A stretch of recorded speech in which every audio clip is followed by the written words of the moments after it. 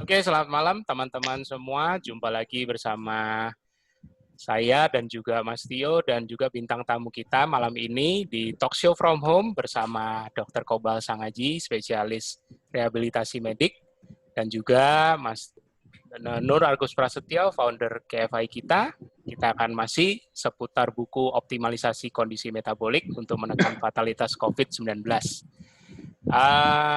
Untuk selanjutnya, efisiensi waktu, saya serahkan langsung ke Mas Tio untuk memperkenalkan bintang tamu kita malam ini, Mas. Silakan. Ya, halo malam semua. Terima kasih sudah hadir. Sorry sedikit kesalahan teknis tadi sama agak terlambat.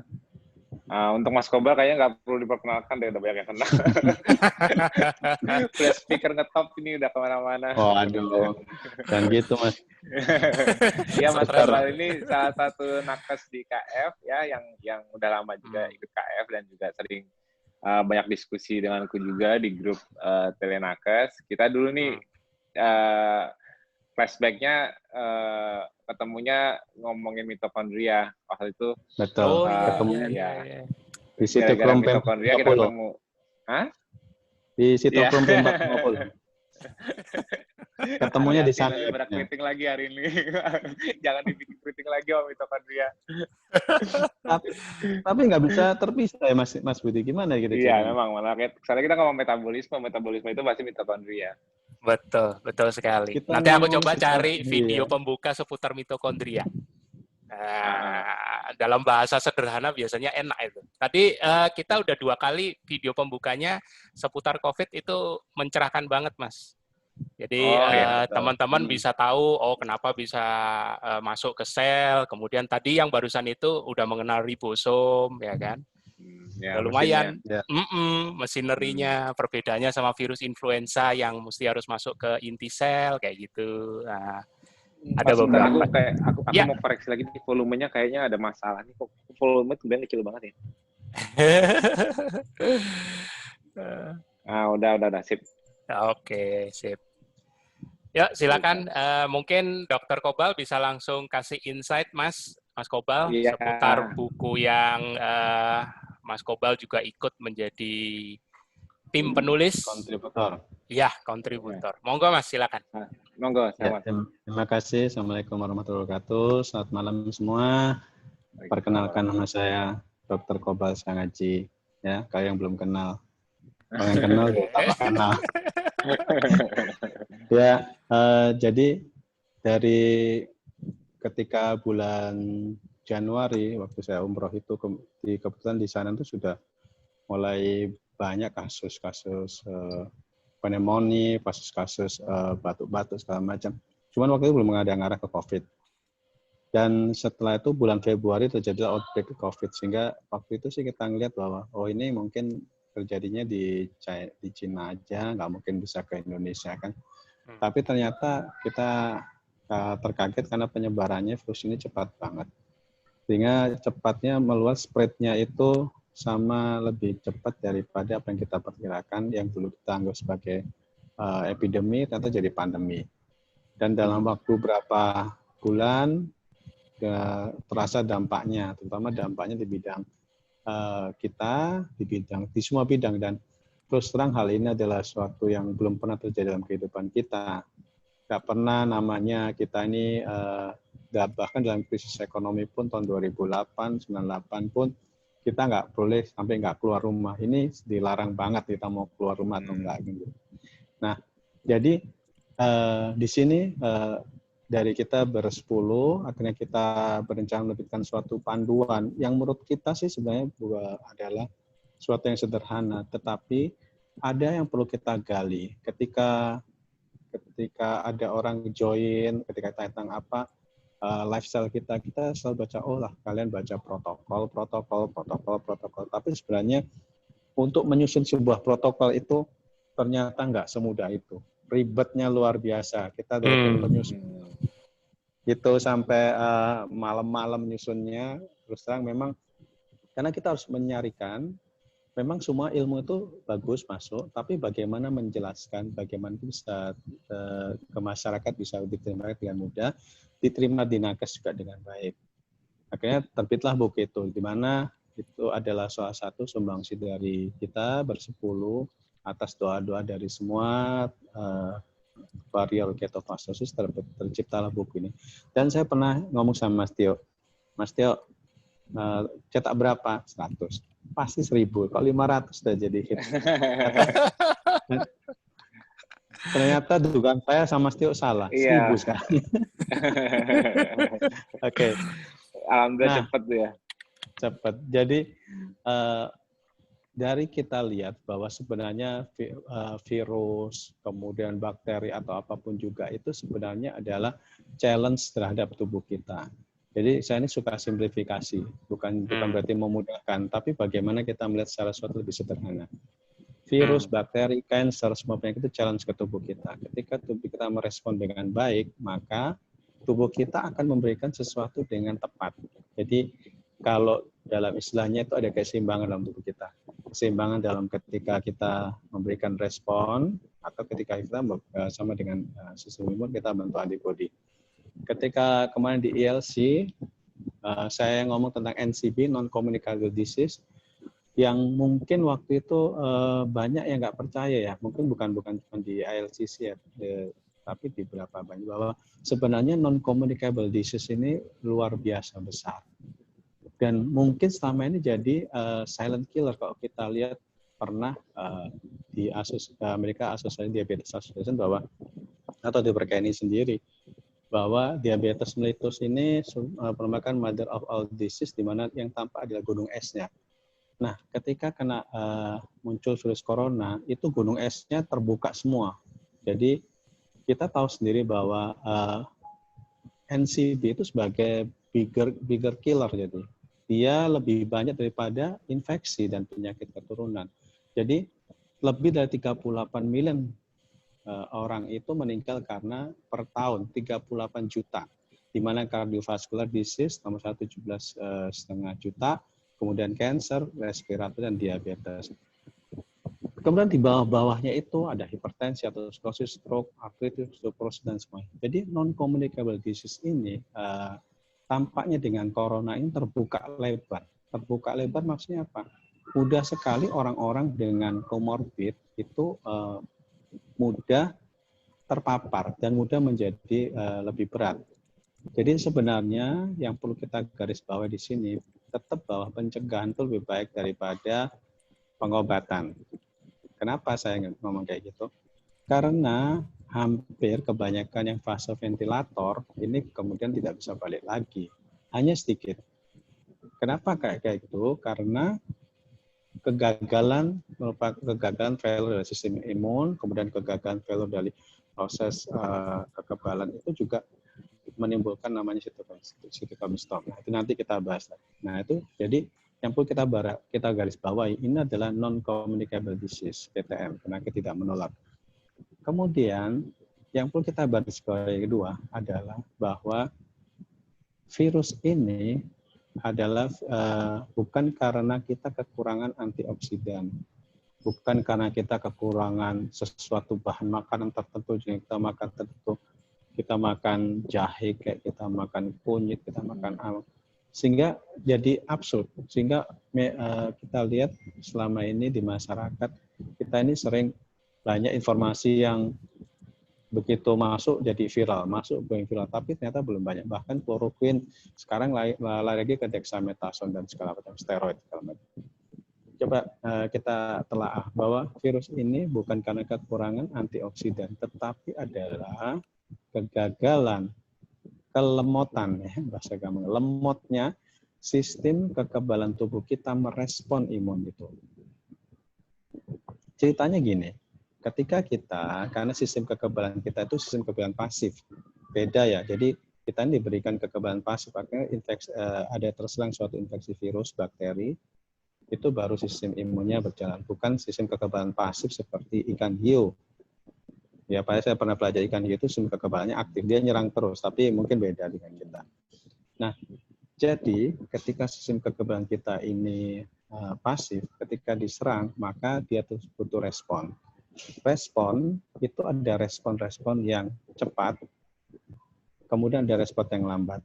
Nah, pada kasus COVID ini, pada kasus PTM, penyakit metabolik ini saya bagi dua. Pertama itu dengan dia cepat menyerang, jadi menyerang terus, cepat terus, dia nyerang terus. Yang kedua, dia nyerangnya pelan. Saking pelannya sehingga si virus RNA ini, jadi virus COVID ini virus RNA ya. Jadi virus yang dia itu bukan bentuk satu badan utuh, dia itu cuma materi genetik aja. Jadi virus jomblo. Dia itu mudah sekali bermutasi. Pada orang-orang yang nomor satu, yang terjadi itu adalah sistem imunnya itu akan terus menyerang. Kenapa dia menyerang? Karena dia harus segera mengeliminasi. Kemudian muncullah stigma, oh ini kekurangan vitamin, kekurangan antioksidan di BOM. Sehingga dikasih imunostimulator. Dibom dengan imunostimulator. Apa yang terjadi? Mereka nyerang asik, nyerang terus, lupa bertahan. Ya kan kayak kesebelasan, kayak bola gitu. Nyerang terus, lupa bertahan. Pertahanannya lemah. Jadi andaikan 11 orang pemain bola, itu penyerangnya 10. Satu penjaga gawang di belakang. Oke. Apa yang terjadi? Penyerangnya neutrofil. Neutrofil menyerang terus. Neutrofil itu adalah sel-sel darah putih. Dia menyerang terus. Sedangkan gambaran dari antibodi digambarkan dalam bentuk limfosit. Sehingga NLR rasio, kasih gambarannya, NLR rasionya itu akan terjadi peningkatan. Jadi menyerang terus tanpa sempat bentuk antibodi. Tentunya daya replikasi virus itu akan lebih cepat. Kenapa? Ada faktor lain lagi. Yang kedua, ada yang tadi saya bilang, dia diserang, dia bisa menghambat, tetapi lambat sekali proses sistem imun itu untuk melakukan counter. Saking lambatnya, jadi virusnya belum sempat dia memasuki sel, dia sudah bisa bermutasi.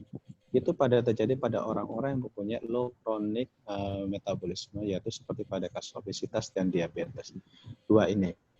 Kemudian, dua-duanya ini juga dipengaruhi satu hal lagi yang penting, bahwa terjadi suatu hyperglycemic state. Jadi pada kondisi di mana tinggi sekali kadar gula dalam tubuh kita. Jadi sebenarnya apa yang kita pelajari ini sebenarnya sudah cerita yang lama yang perlu kita ulang, cuman implementasi beda. Dulu kita sering lihat bahwa bagaimana mengelola suatu manajemen diabetes atau mengelola suatu manajemen cancer pada puasa. Tapi ini pada sistem imun, ini juga terjadi. Jadi sebenarnya polanya sama, bahwa respon imun yang tepat itu bukan terlalu cepat, bukan terlalu rendah. Yang benar adalah dia bisa memodulasi kapan cepat dan kapan pelan. Dan itu tidak bisa ditentukan oleh kita sendiri. Kita nggak bisa begini. Ini aku rasanya enakan ya. Jadi waktunya aku istilahnya, kalau kita sudah enakan badan, kemudian kita santai-santai, enggak. Jadi yang bisa merespon sendiri sistem imun itu tentu dari dalam, bukan dari luar. Saya waktu ketemu Mas Tio, saya udah lama belajar laser di luar negeri segala macam. Saya ada satu hal yang jadi pertanyaan, kenapa pada orang-orang itu bisa berbeda hasilnya? Ternyata bisa dijelaskan oleh Mas Tio, kan kayak gitu. Jadi pertama harus ada yang mengubah dari dalam, termasuk sistem imun kita sendiri, bahwa modulasi sistem imun, merangsang sistem imun, ketika dia tinggi dia harus direndahkan, ketika dia rendah harus ditinggikan. Itu modulasinya adalah dari dalam. Dan modulasinya itu adalah bagaimana tubuh itu, sejalan dengan tubuh itu mengatasi masalah glikemiknya.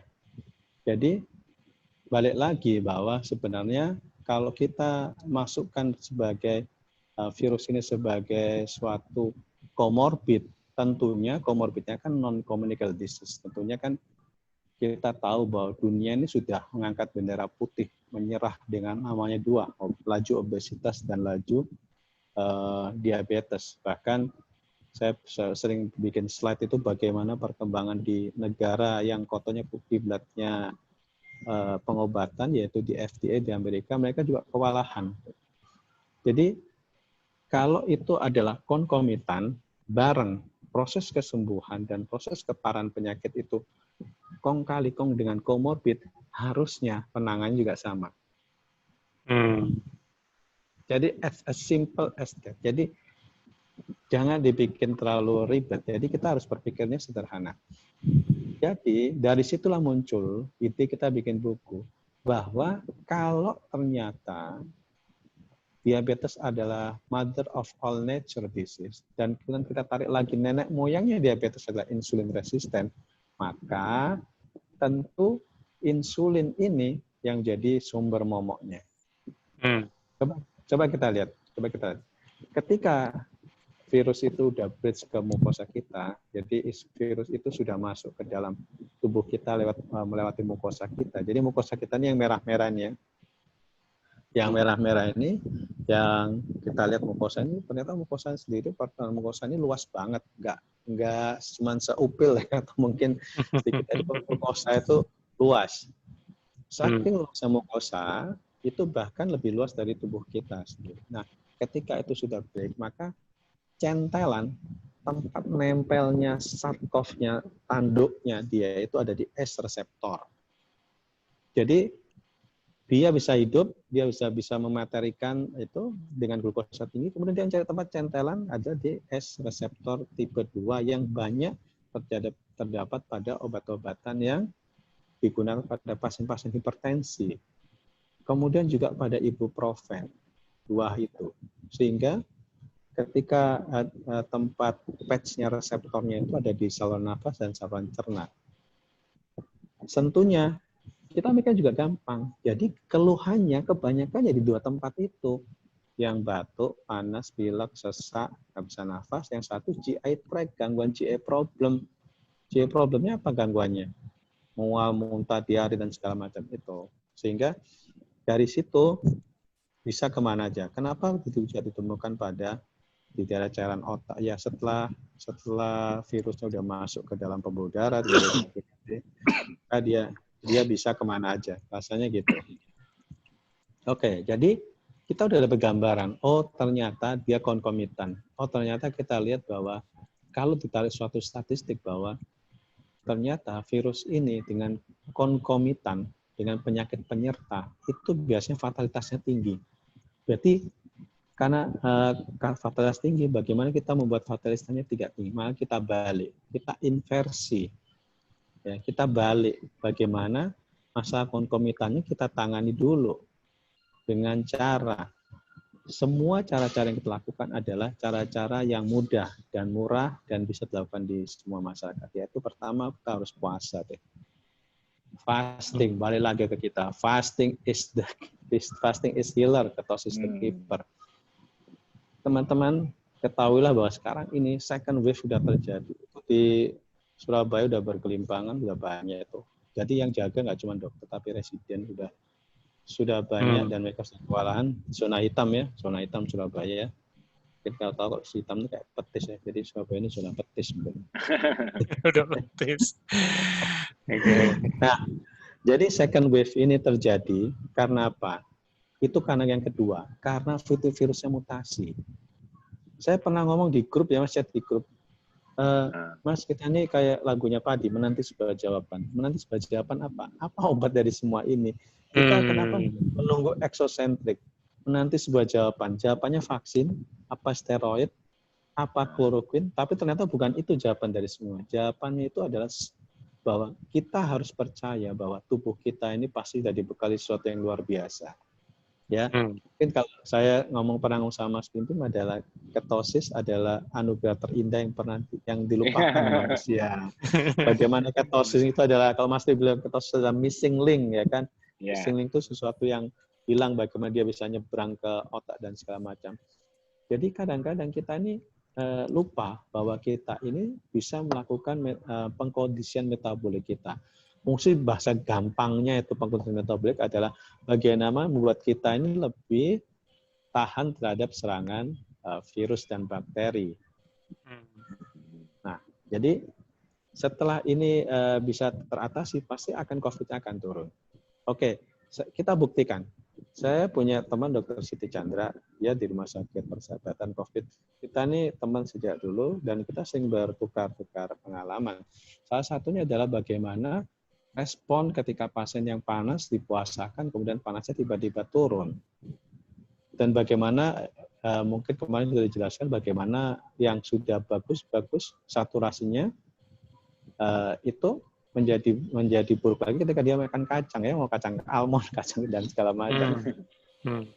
Jadi terlihat sekali bahwa sebenarnya kalau kita melihat kacamatanya kalau kita bermain catur, kita melihat dari sebagai pengamat bahwa penyakit metabolik ini luar biasa besar. Kita lihat bahwa penyakit ini makin terbuka dengan adanya COVID. Jadi semua yang apa kita prediksikan itu sudah benar. Berarti 63% of all annual deaths, 63% dari kematian wajar adalah disebabkan oleh lifestyle disease, baik obesitas, koroner, diabetes, hipertensi, stroke, cancer. Itu. Kemudian osteoporosis dan segala macam. Itu penyebabnya. Jadi sebenarnya yang mau kita ajak di sini dari semua ini, karena kalian itu adalah jadi warrior. Jadi warrior itu nanti kan sebenarnya jadi bibit ya. Jadi bibit, akan jadi bibit yang menularkan ke masyarakat. Kenapa? Karena pada saat ini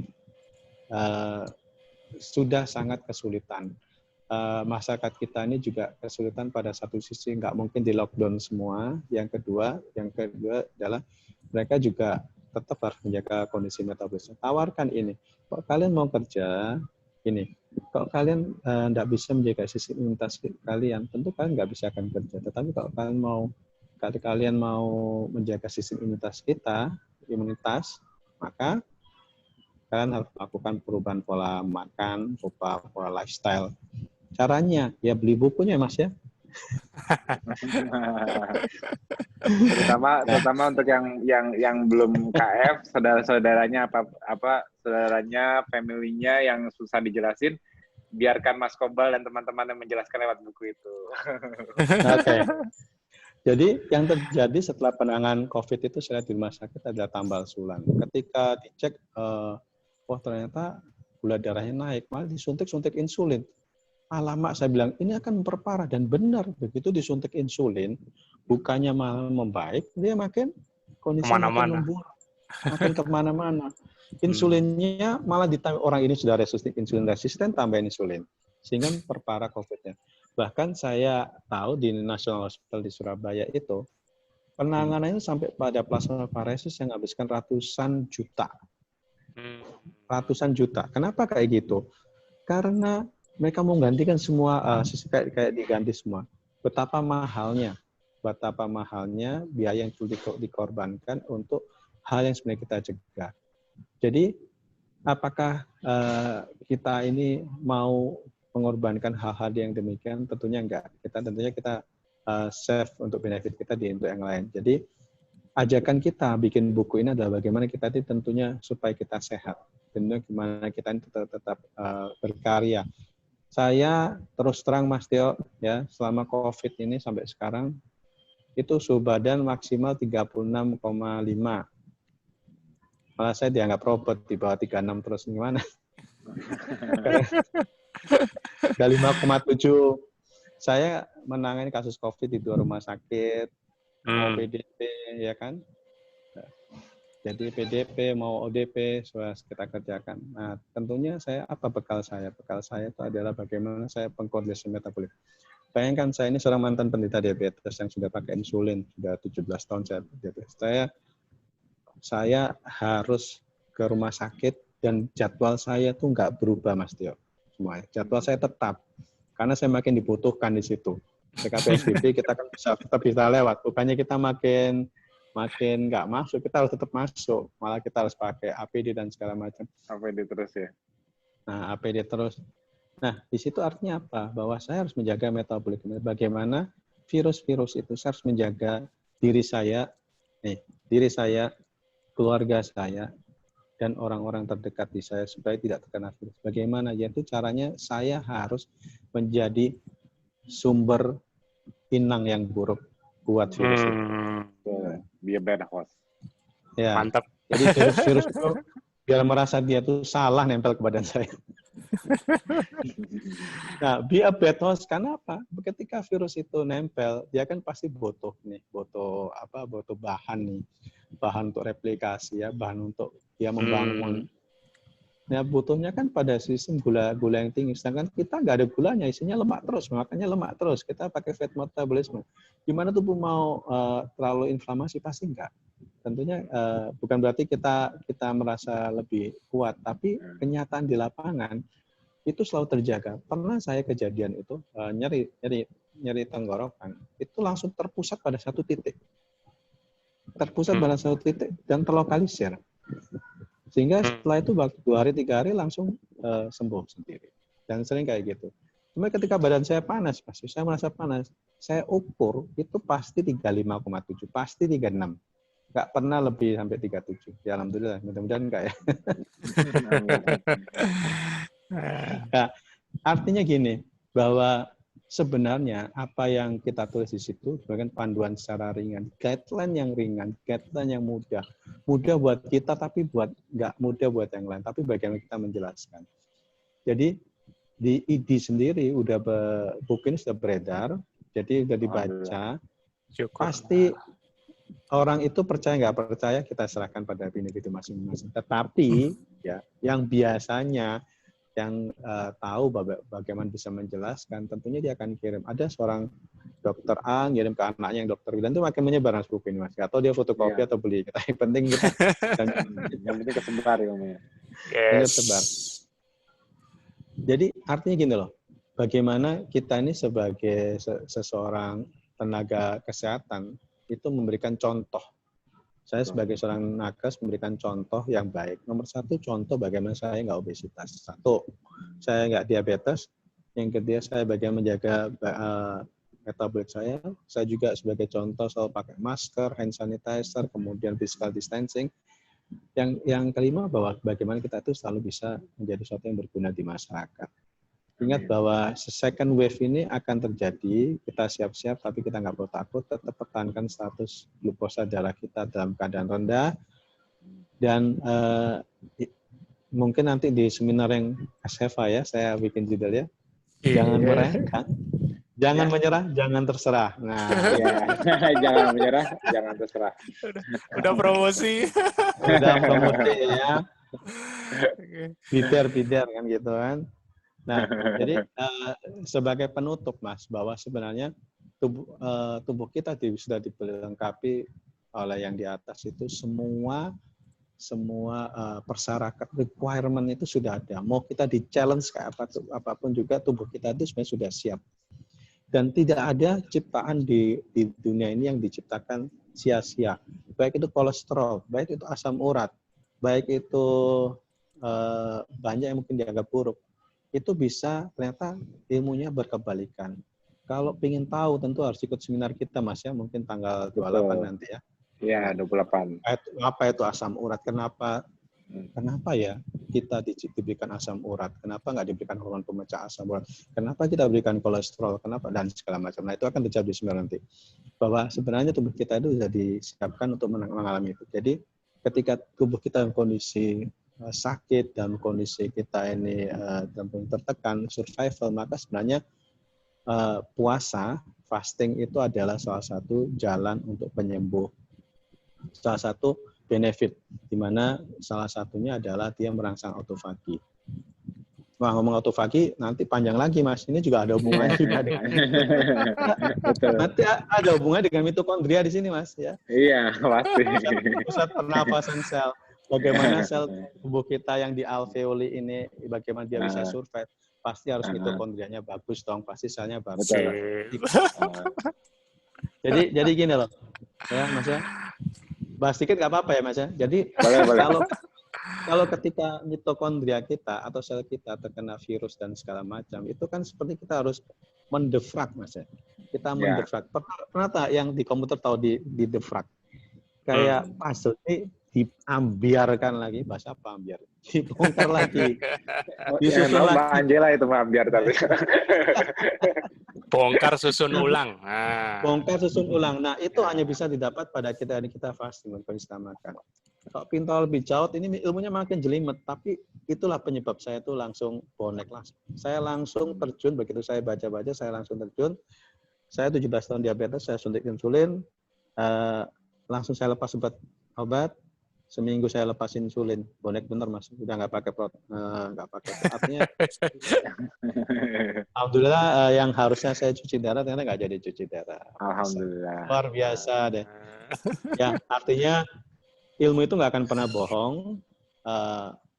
Jadi apa yang kita jalankan itu pasti ini. Cuman memang ingat semuanya warrior atau bukan warrior bahwa startnya modal dari tubuh kita ini berapa dulu.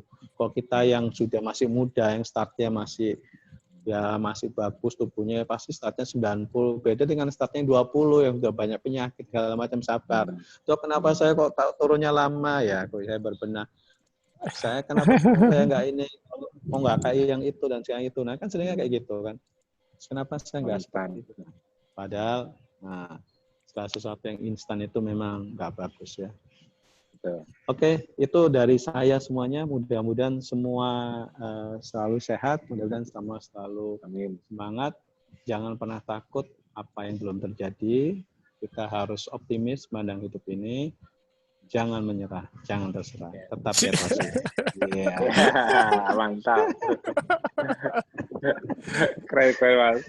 Aku jadi hilang mau bertanya, terlalu terpukau sama puitisnya. Oke Mas, aku rangkum dulu, ada beberapa yang sudah bertanya nih. Mau nggak ini dulu? Silakan. Mas Tio, silakan. Ya, silakan. Oke.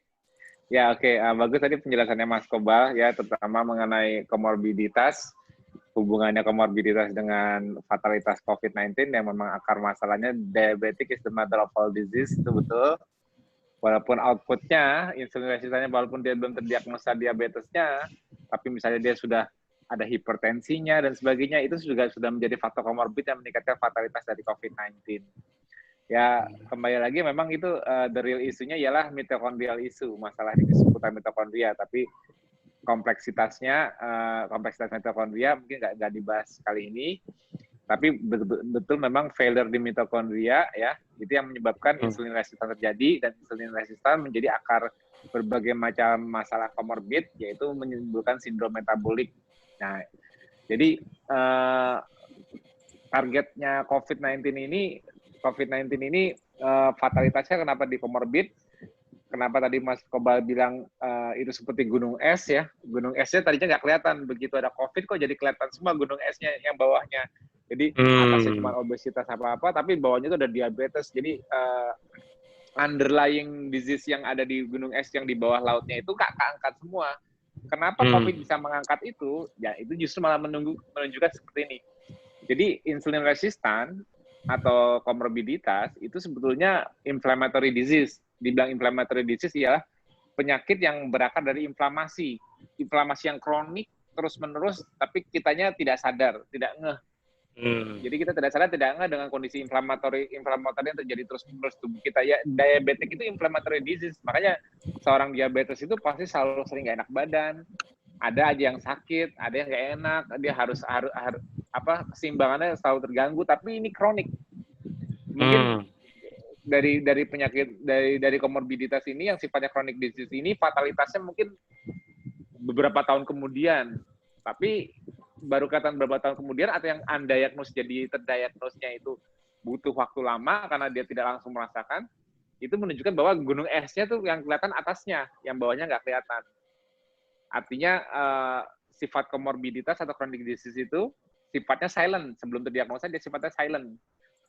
Silent itu artinya tidak langsung kelihatan saat itu juga, bahwa kita dengan gaya hidup kita, seperti Mas Kobal tadi bilang, dengan lifestyle kita yang salah, yang kita misalnya lifestyle kita overeating, tinggi karbohidrat plus tinggi lemak, nah kombinasi duanya, terus sedentary, overnutrisi, nah jadi terus sama gaya hidup kita stres lebih tinggi, tidurnya nggak bagus dan sebagainya, itu semua faktor pengaruhnya itu membuat lifestyle kita itu mempengaruhi metabolisme kita, sehingga kita mengalami chronic inflammatory disease yang low grade ya, yang rendah, tapi menumpuk, akhirnya memicu komorbiditasnya nanti muncul dalam beberapa tahun kemudian dan menjadi fatal beberapa tahun kemudian lagi, butuh waktu.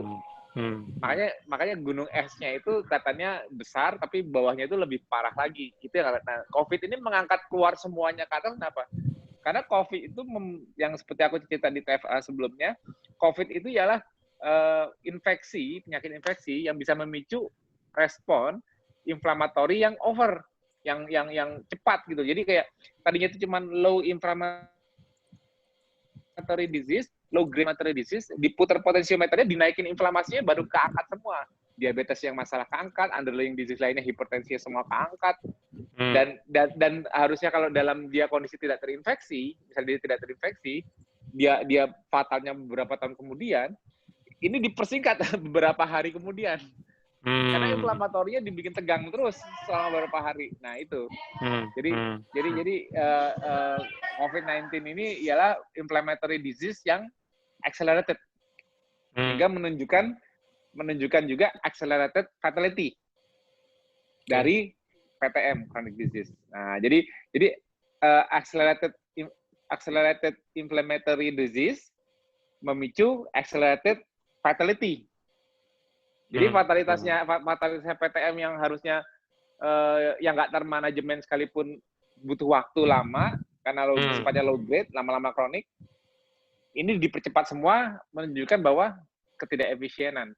Dan jelas inflammatory respon yang kronik seperti ini membuat respon imunnya menjadi lambat karena dia sifatnya selalu inflamatori, sehingga tidak ngeh saat kemasukan antigen lawan sebenarnya yang dari jalur mukosa. Dan seperti dibilang Mas Koba tadi, betul, mukosa kita paling luas karena mukosa itu ialah lapisan barrier yang dari tubuh kita yang gerbang dari tubuh kita dengan dunia luar, eksternal. Jadi di balik mukosa itu ialah sterile world, dunia steril. Di luar mukosa itu dunia yang tidak steril. Jadi mucosal defense kita itu kunci utamanya dalam urusan seputar infeksi. Semakin responnya bagus di mucosal immunity, semakin kita tetap bisa menjaga kesterilan di dalam, juga mencegah overinflammatory. Jadi kuncinya memang mucosal defense nomor 1. Kayak medan perangnya gitu ya, Mas ya?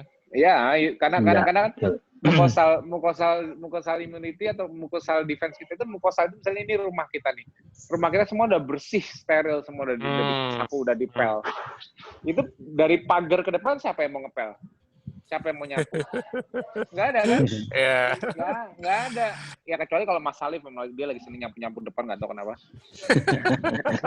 Dia lagi hobi bawa sapu kemana-mana sekarang. tapi jelas di luar gerbang ini jauh lebih kotor dibanding di dalam rumah. Oke. Di dalam rumah lebih steril. Jadi gerbang kita itu, gateway-nya itu kita harus siap mendorong keluar, menolak semua antigen yang membahayakan. Jadi kuncinya penjaga di gerbang-gerbang itu, mucosal immunity. Mantap nih. Jadi ini analoginya seru nih ya. Mas Tio makin membumi loh. Aku mesti puji dulu nih, mesti salut dulu. Nggak, soalnya abis kan tadi pagi pas mau pergi sama Mas Talib di depan sampai nyapu dulu, dia ngapain kerjaan. Jadi ingat analogi gerbang. Tapi justru dari analogi ini menyambung sama penjelasannya Mas Kobal tadi tentang membuat imun itu lebih kuat. Tidak relevan dengan misalnya kayak konsumsi jahe lah, kunyit lah, atau apapun itu yang sekarang mungkin lagi viral, chloroquine atau dexamethasone dalam kondisi normal ya, maksudnya. Itu kayak tadi yang Mas Tio bilang, analogi rumahnya udah bersih nih, udah bagus, asumsi kita percaya semua orang imunnya masih bagus. Ya untuk apa juga berusaha membuat lebih bagus dalam tanda kutip dengan konsumsi jahe lah, kunyit lah, atau prepare dengan chloroquine, dexamethasone segala macam. Mungkin kurang lebih gitu ya Mas Kobal ya? Ya jadi kayak tambal sulam gitu kan. Jadi jadi terapi kalau menurut saya dunia kedokteran ini kalau kita bisa menemukan kausanya itu lebih enak kan. Jadi kausanya itu penyebabnya. Contohnya gini, ada ditemukan kemarin kan jurnal Dr. Film yang di-share, ada ditemukan suatu zat yang bisa istilahnya menahan bagaimana glukosa itu pada virus. Karena glukosa ini menahan supaya dia tidak memakan di virusnya. Tetapi ingat bahwa sebenarnya tubuh kita ini juga butuh glukosa. Kalau kita kita tahu bahwa kita bukan anti glukosa, tapi bagaimana kita itu mengoptimalkan glukosa itu supaya nggak berlebihan. Jadi kayak kita nih kayak mau bayar tukang itu bayarnya pas gitu, nggak kelebihan, nggak kemahalan, nggak kekurangan. Jadi glukosa yang kita itu tetap ada pertumbuhan, Mas. Jadi yang harus kita ingat bahwa dengan kita melakukan fasting dan segala macam, pertumbuhan tetap ada. Artinya insulin itu terkontrol, gula itu terkontrol. Sama dengan pemberian dexamethasone. Dexamethasone itu pada fase awal kita ngomongnya hanya inflamasi, tapi sebenarnya kan tubuh ini kan kompleks. Satu sisi dia nggak cuma ngomong masalah inflamasi, pada satu sisi kita juga kadang butuh proinflamasi. Kalau itu semua dihambat, makanya apa yang terjadi? Ketika orang pemakaian dengan dexamethasone tinggi pada kasus asma, terjadi Cushing syndrome, terjadi penurunan sistem imun, terjadi osteoporosis, terjadi ini. Karena sebenarnya tidak ada satu obat pun yang perfect menurut saya. Tidak ada satu obat pun yang perfect, yang bisa mengobati semua penyakit. Karena kalau itu sudah ditemukan, tentunya nggak perlu di Indonesia, dari Cina pun sudah ditemukan. Jadi di Italia kan sudah ditemukan, katanya sistem kesehatan lebih baik dari kita. Tapi kenapa mereka berjatuhan bertumbangan? Bahkan di Italia itu korbannya itu banyak kaum-kaum dengan geriatri, dengan komorbid. Itu jelas membuka mata kita. Cuman masalahnya bahwa apakah dari dunia kedokteran itu mau menyadari apa enggak bahwa itu sebenarnya adalah suatu penyerta. Jadi COVID ini ada resetter, kan kayak resetter HP. Di reset kita semua, dilihat dengan mata kepala kita sendiri. Ini loh dari dulu yang kita ngomong masalah PTM. Inilah dulu bahwa ternyata fatalitas ini memburuk dengan kalau kita klopkan. Ini variabel A dia COVID, variabel B komorbid, variabel A dan variabel B digabung. Kalau kok makin lebih parah ya? Berarti nomor satu, kita kan yang A belum tahu apa obatnya. Ini bodoh-bodohan ya Mas ya. Kan ini kan virus yang baru. Tapi kita tahu, oh ini komorbid ini gimana cara ngobatin. Tentunya dengan kita ngobatin variabel B, kalau ini berhubungan, maka yang A juga ikut membaik. Harusnya berpikiran kayak gitu, ini berhubungan. Jadi pengobatan itu tidak tambal sulam. Kalau ini betapa banyak antibiotik dan segala macam. Betapa banyak, kalau sebelum ada COVID, pneumonia karena pemakaian antibiotik berlebihan sudah ada 40%. Jujur bahwa orang pneumonia juga karena kelebihan antibiotik juga banyak. Karena itu gejala pneumonia itu pasti gejala yang sudah masuk ke sel alveoli paru. Itu yang menjadi fatalitas berikutnya. Karena apa yang menunggu setelah COVID? Menunggu setelah COVID? Kalau kita nggak menerapkan gaya hidup kita lebih baik, kondisi metaboliknya ini lebih baik, maka post-COVID itu pasien yang pernah menderita COVID dan dia pernah terjadi pneumonia, terjadilah suatu fibrosis, keloid di parunya. Gimana paru mau ngembang baik kalau ada keloid? Ya. Nggak fleksibel lagi ya dok ya? Nggak fleksibel lagi. Nah itu tantangan dari buat nakes semuanya. Nah bagaimana cara mengobati itu semua? Tentunya balik bahwa kita ini ada challenge sama tubuh kita. Ingat bahwa semua challenge sama tubuh kita membuat tubuh kita lebih kuat. Oke, Mas. Jadi, mantap. Mas, ini kebetulan ada sejawat sesama dokter yang sudah raise hand ini. Aku mau sapa dulu Mbak Silvana. Halo Mbak Silvana. Sobiat Ambiat. Halo Mbak Silvana. Sorry, salah nih keangkat tangan ya. Iya. Kirain mau tanya. Salah Mas Budi. Salah maaf dia dokter. Coba. Mau ngetes pembicara itu enggak boleh. Pembicara enggak boleh. Oke. Ya sudah. Ini ada beberapa pertanyaan yang sudah aku kumpulin ya. Beberapa kayaknya rada gemes ini kalau kita bicara warga TFH nih. Ada yang bilang susah banget ya dok ya. Mengkampanyekan misalnya pendekatan yang murah meriah puasa gitu ke para dokter, baik yang sudah paham maupun yang belum paham ketosis. Kenapa ya kok susah banget mau fokus ke sindrom metabolik sebagai titik awal penanggulangan dengan cara murah meriah seperti ini? Mungkin dokter Mas Kobal bisa memberi insight, maksudnya gini loh, kayak gimana sih sulitnya menembus apapun itu yang di lembaga ID ataupun apapun lah yang institusi yang bernaung gitu, ibaratnya kayak gitu Mas, monggo. Ya, memang itu. Aku di-unmute dulu, aku mau ke atas dulu. Mas Hanif kayaknya bangun. Siap Mas. CEO memanggil. Bentar, aku ke atas bentar. Ya, silakan. Oke. Monggo Mas, lanjut. Ya, jadi ya itu memang hidupnya gitu Mas. Harus ada tantangan, challenge. Karena terus terang bahwa di dunia kedokteran, bahwa saya waktu belajar biokimia ini berhenti pada tentang glukosa, tentang jalur metabolisme glukosa. Metabolisme lipid berhenti, nggak sedalam ini dikupas. Jadi memang dunia kedokteran dibesarkan dengan jalur metabolisme glukosa. Itu perlu diingat. Nah, jadi tentunya untuk orang pindah keyakinan tuh Mas, itu memang butuh waktu. Oke. Jadi kenapa ya? Karena apa? Subliminal message kita itu sudah diterbitkan mulai tahun 1970. Bagaimana low fat diet, kemudian more exercise, more green, banyak biji-bijian. Itu kan sejak tahun 1970. Dan pasti kalau saya ngomong ini pasti kalian tahu kata-kata ketiganya. Berbukalah dengan yang manis. Nah iya Mas Budi terkenal subliminal message. Aku ingat itu. Padahal itu adalah dari teh botol sosro kan nggak tahu. Tapi subliminal message itu ditanamkan terus dalam bentuk iklan ke kita. Ingat, jadi sebenarnya dunia farmasi dan sugar industry itu menanamkan subliminal message ke dalam otak baik kita. Jadi mereka itu perlu membuat tim khusus yang menamai glukosa itu menjadi nama-nama lain. Kita dulu kan tahu namanya zero kalori. Padahal setelah kita sadar bahwa apapun yang di label zero kalori pasti harganya lebih mahal. Padahal isinya sama aja, bahkan lebih gila. Nah kayak gitu. Jadi industri makanan di sini berperanan besar. Kenapa? Karena food industry itu kalau ketika kita puasa ada yang mau dijual. Ya kita tutup mulut. Apa mau dijual kita tutup mulut dah. Ya juga ya.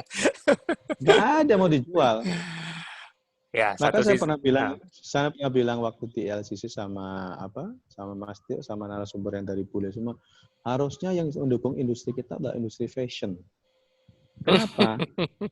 Karena kan pada orang-orang yang udah ketos dia muda lagi, dia fashion lagi. Ya. Ini baju saya pinjaman sama anak saya kan gitu kan, kadang-kadang gitu kan. Pinjaman lagi kan, kemudian fashion, bagaimana dunia sport kan mendukung kita. Karena kita pasti dimusuhi dengan dunia farmasi, yang kedua dunia dari industri makanan. Nah, mereka yang pintar aja yang bisa manfaatkan. Ya, mereka bikin namanya kecapnya yang itu, mereka bikin teh tawar sekarang, katakan ada yang teh tawar segala macam. Jadi kalau sebenarnya kita ini memang sebenarnya kalau secara terdaftar register di Facebook kita ini memang masih membernya masih, tapi saya rasa yang melakukan ketosis di luar itu masih sangat banyak. Jadi artinya gini, kenapa susah banget? Karena memang kita dibesarkan dengan metabolisme glukosa. Dan yang nggak sepahaman dengan saya itu banyak. Saya pernah ditelepon teman saya itu yang adik kelas saya. Tapi waktu masalah makanan dia tuh, Mas saya ini S2 gizi. Iya dek, kenapa? Lah kalau nanti kamu gagal ginjal gimana? Loh, aku sudah gagal ginjal gimana? Lah aku sudah gagal ginjal tapi sudah sembuh. Gimana? Yo ya udah Mas kayak gitu kan. Jadi sering banyak orang nyinyirin sama kita kan. Ya nggak apa-apa itu. Ya kalau kita tahu bahwa orang nyinyir ya haters itu kan sahabat yang belum jadi kan gitu Mas. Seru-seru. Tapi disimpan ya Mas ya, cerita Mas Kobal bisa ikut menerapkan gaya hidup KF itu disimpan. Nanti waktu seminar aja Mas. Kayaknya ada beberapa yang memang tertarik untuk tahu bagaimana seorang dokter, ya rata-rata sih ya dari bintang tamu TFH kita sepanjang ini, rata-rata itu memang penasaran kok bisa ya antar dokter pun di antara sesama dokter bisa ada perbedaan pendapat. dalam hal ini ya tentang ketosis, tentang puasa, dan ini 10 yang tergabung di tim penulis ini luar biasa, boleh dibilang begitu. Dan pasti masing-masing pengen tahu asal muasalnya gimana sih ya. Mas Kobal mesti simpen itu cerita. Ya. Iya, nanti aja di WhatsApp. Ya, oke. Pertanyaan berikut ini mungkin aku kasih ke audiens. Mas Iskandar, halo Mas Iskandar. Iya, halo Mas. Ya, silakan Mas. Ya. Oh ya, oke. Oh ya Mas Budi. Ya. Selamat malam Dokter Kobal. Selamat malam Mas. Ya, iya. Perkenalan dulu Mas, saya ya sesama nakes ya, Iskandar. Saya ketua ID Sukoharjo Jawa Tengah. Oke. Yang baru masuk. Iya. Ya ini kayak kisah saya sama dengan Mas Kobal. Jadi saya menderita diabetes itu udah hampir 20 tahun ya. Oh. Terus ya saya mulai itu mungkin sudah ada 7 tahun pakai Novomix gitu. Ya, alhamdulillah saya melihat YouTube-nya Mas Budi ini saya intensif. Ya akhirnya saya ikut ya, sekarang sudah lepas obat saya dan nyuntik lagi. Syukurlah. Nah, makanya saya kemarin email Mas Budi minta bukunya itu udah dikirim sehingga saya beli itu untuk saya sampaikan ya. Ternyata memang untuk ikut keto ini mungkin lebih efektif kalau mengalami sakit dulu. Bisa membuktikan sendiri. Ya, ini Mas. Ya selama ini kan di kedokteran konvensional kan tidak ada ilmunya. Kalau sekali suntik, sekali minum obat kan ilmunya harus minum obat terus seumur hidup kan gitu doktrinnya. Sekali suntik harus suntik terus kan. Tapi kenyataannya dengan keto ini yang tadinya suntik insulin sudah 7 tahun, 8 tahun bisa lepas ya, dengan gula yang normal kan seperti itu. Nah ini saya alami sendiri kan gitu. Nah di satu sisi ya sama tadi seperti yang disampaikan, banyak karena sudah terdoktrin seperti itu ya, banyak teman-teman dokter yang memang nyinyir dulu kalau dengar nggak makan karbo itu bagaimana, ginjalnya rusak enggak, livernya rusak enggak kan seperti itu. Tapi alhamdulillah ya saya selama ini ada pertanyaan saya masih bisa menjawab berkat YouTube-nya Mas Budi ini ya. Amin. Jadi selama COVID ini mungkin saya sudah 3 kali memberi webinar sebagai narasumber dan itu pasti saya masukkan ilmunya itu. Mantap. Ya. Kebetulan saya kan dosen Fakultas Kedokteran UMS juga, jadi ya saya sampaikan di Sivitas Akademik ya. Ya kemudian di organisasi sendiri di Ikatan Dokter Indonesia ya saya sampaikan seperti itu. Ya mungkin. Mantap dok. Ya ini ya karena saya mengalami sendiri ya saya tetap ya terus saya suarakan gitu ya. Kemudian ini Mas Kobal yang saya tanyakan, jadi hasil diskusi dengan teman-teman sejawat gitu. Jadi kemarin itu ada pertanyaan gini, untuk diet rendah karbo ini bagaimana kalau seandainya pasien tersebut yang diabetes tapi sudah mengalami cuci darah, artinya kreatinin sudah pernah di atas 10. Bagaimana tentang diet keto ini, apakah diperbolehkan atau tidak? Itu yang pertama. Kemudian yang kedua, diet keto ini kan sangat berhubungan dengan metabolisme di liver ya, karena ada gluconeogenesis di situ. Nah, bagaimana halnya ketika menderita diabetes ini mengalami hepatitis atau radang hati, misalkan dengan SGLT, SGGT yang tinggi atau mungkin ada HbA1c-nya positif. Nah itu bagaimana dengan halnya diet keto ini, apakah aman atau tidak? Ya mungkin 2 hal itu dulu yang bisa saya sampaikan. Untuk ke depan mungkin saya perlu ilmu lagi untuk Mas Kobal. Saya ingin menimba ilmu sebanyak-banyaknya. Ya terima kasih Mas. Ya, Mas Iskandar, aku review pertanyaan yang pertama karena tadi sempat sinyalnya Mas Iskandar menguning. Jadi yang pertama untuk yang sudah cuci darah ya. Iya betul. Oke. Cuci darah. Mas Kobal atau nanti dibantu backup sama Mas Tio deh. Ini Mas Iskandar ini salah satu yang tergabung di ID Sukoharjo, Mas Tio, sekedar info. Ya. Oke, sip. Mantap. Oke, Mas Kobal silakan. Oke, makasih Mas Iskandar, salam kenal. Dan kapan kita ngopi ya Mas? Oh, Kopi iya, boleh kok. siap. Itu Siap. boleh kok. Aman, Siap. aman.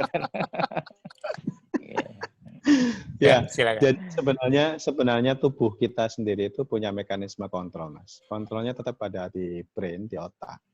Jadi seberapa banyak apa yang kita masukkan. Nah, gini Mas, ada perbedaan banget ketika kita ini pada masih makan karbo dan enggak. Kalau kita makan karbo itu namanya supply driven, Mas. Gampangannya gini, kamu makan biar kuat, kan gitu kan? Kalau nggak makan lemes. Tapi kalau ketika kita ini sudah ketosis, maka namanya demand driven. Jadi kayak Mas Iskandar ini mau olahraga, mau gowes, mau sepedaan, ya sepedaan dulu Mas, energinya baru terbentuk. Jadi tidak butuh suplai dari makanan. Makanya banyak orang yang setelah puasa itu makin seger olahraga karena di situ juga human growth hormone kita tinggi pada waktu fasting, Mas, waktu puasa. Nah, yang ditanyakan itu tadi pertama adalah bagaimana pada kasus yang sudah cuci darah. Oke, saya kemarin waktu di ILCC ngomong bahwa bagaimana mekanisme ketosis memperbaiki namanya pada juxta glomerulus dan segala macam itu pada ketosis. Nah, salah satu ciri-ciri tanda kita ketosis, kita harus tahu dulu bahwa salah satu ciri tanda kita ketosis adalah hilangnya rasa lapar. Kalau udah ngatur keto lama, KF lama, tapi masih geragas, Mas, ya itu bukan ketosis biasanya. Dia mesti banyak cheating-nya, kan kayak gitu. Nah, pada kasus ginjal, seringkali dikaitkan gini. Kalau terlalu banyak makan protein, maka proses pada ginjal. Padahal sebenarnya, kalau kita baca-baca lagi literatur, itu bahwa tubuh kita ini sebenarnya tidak bisa menyimpan protein. Sehingga bukan berarti kalau kita ini makan banyak protein, itu nanti akan menyebabkan kerja ginjal lebih berat. Sebenarnya kita tahu sendiri, kasus gagal ginjal terbanyak itu penyebabnya dari hipertensi, Mas. Hipertensi itu disebabkan oleh stiff kekakuan daripada pembuluh darah. Pembuluh darah kaku, kemudian isinya, yaitu darahnya juga kental, karena hiperglikemi. Kekakuan dari pembuluh darah itu menyebabkan tekanan jantung harus memompa lebih tinggi sehingga merusak daripada juxta glomerulus pada ginjal. Jadi kita berpikir yang gampang. Nah, pada kasus ketosis, ketika seringkali kita merasakan, pernah nggak Mas ngerasakan tensinya sekarang lebih normal tanpa obat? Dulu saya harus minum bisoprolol untuk menurunkan heart rate. Heart rate ini kan cadangan tubuh kita nih Mas. Kalau saya dokter rehab, saya tahu bahwa kalau kamu heart rate-nya 100, atlet nggak mungkin kamu main. Kamu harus berhenti dulu. Cadangan. Kalau kita sekarang coba dihitung, heart rate kita itu rata-rata tensi kita 120, 110, bawahnya 70-80. Dan heart rate-nya pasti 70. Kalau benar loh Mas ya. Berarti tubuhnya sudah meluruh. Meluruh namanya karamelisasi yang ada di pembuluh darah. Nanti itu. Nah, ketika kita ketosis, berarti ada fase di mana kita itu mengeluarkan langsung detox. Nah, itu yang menyebabkan bahwa nanti tensinya turun, kemudian darahnya juga lebih tidak kental, lebih encer, warnanya lebih merah. Kemudian, sehingga tekanan ke dalam ginjal itu juga akan berkurang, sehingga tekanan proses di ginjal itu akan berkurang. Karena itu sebenarnya, karena proses tubuh, saya sering bilang, kalau ketika kamu ketosis, jangan harap tubuhmu itu apa yang kamu inginkan. Saya ingin turun, saya ingin ini, ingin itu. Tapi tubuh kita ini punya dasar, mungkin kita punya dasar penyakit. Ini contohnya saya punya hidronefrosis grade 4, Mas. Ginjal kanan saya udah kesumbat batu dan saya nggak kerasa. Hidronefrosis itu ginjalnya mau pecah sampai seperti apa ya, kalau awamnya kayak balon udah mau pecah. Itu udah tipis korteknya. Korteknya udah tipis banget, Mas. Setelah saya 3 tahun tuh korteknya terbentuk, Mas. Memang belum balik normal, tapi sudah terbentuk. Nah, jadi selama itu buat saya adalah memperbaiki ginjal saya. Nah, itu. Nah, itu jawabannya. Jadi sebenarnya dengan ketosis itu kan kita lebih banyak ngomong puasanya, fastingnya. Jadi fasting itu nanti di SFA, kalau nanti ada pertanyaan saya tampilkan gambarnya bagaimana itu merangsang pertumbuhan daripada matriks daripada ginjal. Yang kedua, jadi gini, kita ini metabolismenya di liver. Mau kita ketosis atau enggak, ketosis metabolisme, pusat metabolisme di liver. Kalau kita dulu kita makan karbo, gini alurnya nih, kayak alur penerimaan pasien ya. Makan karbo, nasi merah, nasi putih, nasi hijau, gak peduli semua nasi, diubah jadi nama karbohidrat, pasti akan diubah jadi glukosa. Gampangnya gitu. Nanti kita belum ngomong polisakarida, sakarida nanti Mas. Yang penting gini dulu. Jadi makronutrisi kita kan 3. Karbohidrat, lemak, protein. Karbohidratnya itu akan dimasuk dalam tubuh, dipakai kunci masuknya pakai insulin. Nah, insulin itu akan masuk ke dalam, menyebabkan gula darah masuk ke dalam tubuh. Kelebihannya disimpan dalam bentuk lemak. Jadi kayak gini Mas, kayak masih standar gajian, kan nggak semua kan disimpan di dompet. Kan semua harus disimpan di bank kan. Nah, simpenannya itu namanya glikogen dalam tubuh kita. Ini cuma dikit Mas. Jadi bagaimana cara nyimpennya itu dalam bentuk lemak, fat. Gampangnya gitu. Jadi dibentuk dalam bentuk fat. Jadi kalau nyimpen dari liver kan bentuk kolesterol Mas ya. Dari supaya nyimpen dia kan dibentuk namanya triglycerid lah. Nah, dia menuju ke sana itu butuh namanya Gojek ya Mas. Gojek namanya itu LDL. Ya, itu LDL. Jadi, kalau kita banyak makan gula, tentu LDL naik kan, dia kerja terus, nyimpen terus.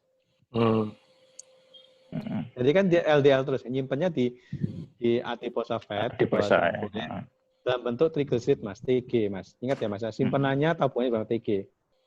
Namun Mas, tubuh itu yang bisa ngambil mecah simpanan TG ini cuma di liver. Sisanya nggak mungkin. Sisanya dia apa? Merangsang lapar lagi dari atas. Makan lagi, simpan lagi.